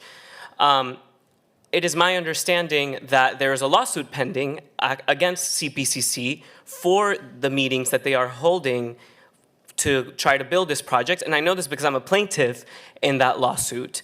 What happened was that we were kicked out of a meeting where now it's come out that CPCC was discussing COP City in a closed session. There's a lawsuit pending, and based on what I understand has happened with this project, a lack of transparency, a lack of accountability to the community, I suspect there will be many more to come.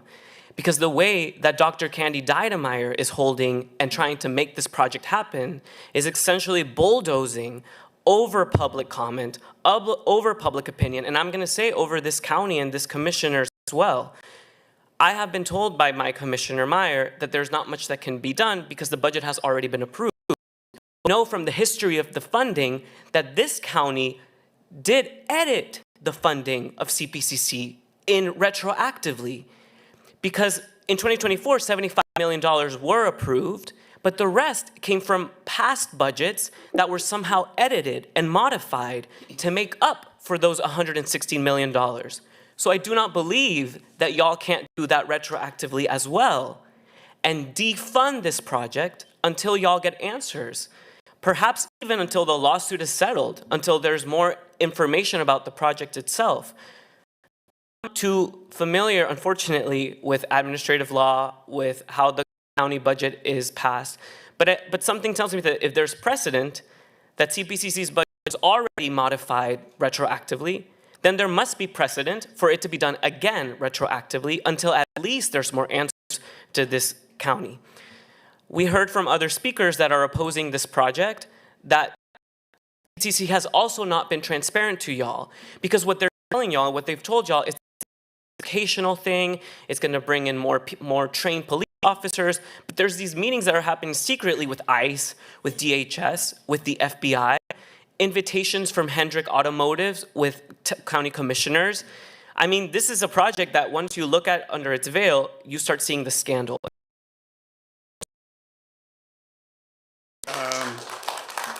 Ms. Jimenez. To speak on Cop City and the $118 million that are being used to fund this project. Not only is it a public health risk to the people that live in the surrounding areas, they are families that are growing. I heard a lot of great community services be spoken on today, and that money seems way better allocated to any other service that is positively impacting these families, this growing city, rather than Cop City itself. As part of the police training, they will be regularly burning a building nearby, which negatively affects the environment around, but it also affects the health of the children. Their lungs aren't exactly going to benefit from inhaling smoke so closely when it's literally right beside them.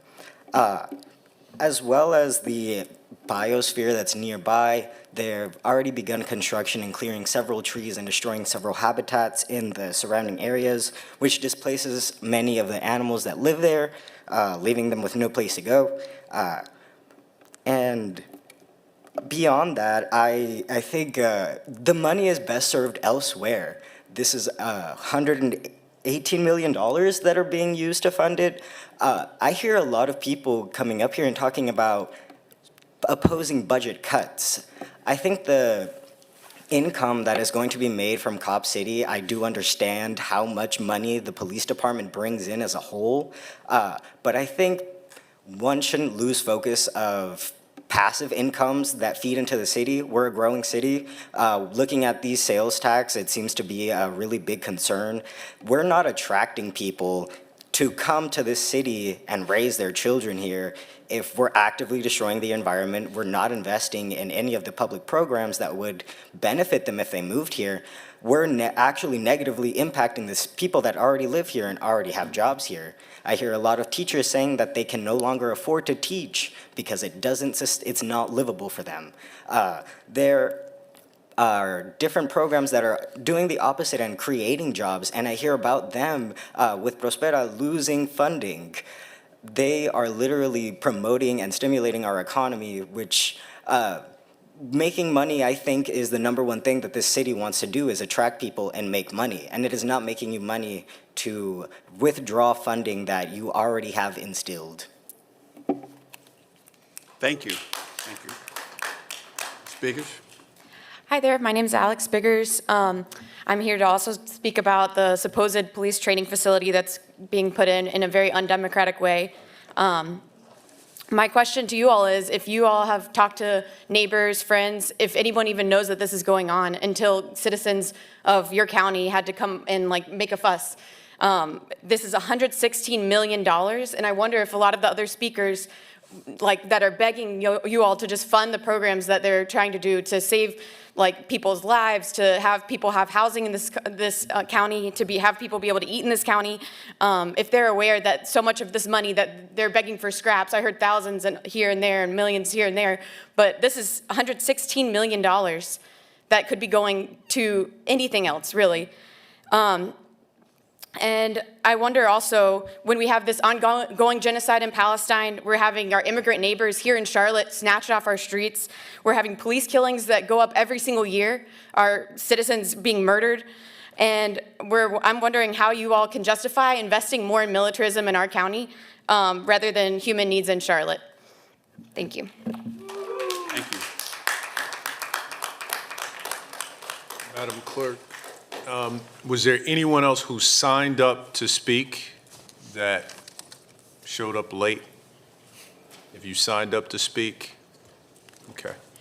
Madam Clerk, that would be the last speaker for the night. I want to thank everyone for your patience. I want to thank you for, I'm not going to recognize that motion right now, Commissioner Leek. I want to thank you all for your patience. I want to thank you for coming out tonight and expressing your thoughts and concerns to this board. At this time, I'll entertain a motion to close the public hearing. So move. Second. Moved and seconded. Any unreadiness? Hearing none. All those in favor say aye. Aye. Ayes have it, Madam Clerk. This time I'll entertain a motion to adjourn. So move. Second. Moved and seconded. All those in favor say aye. Aye. Ayes have it. Meeting adjourned. Thank you. Thank you.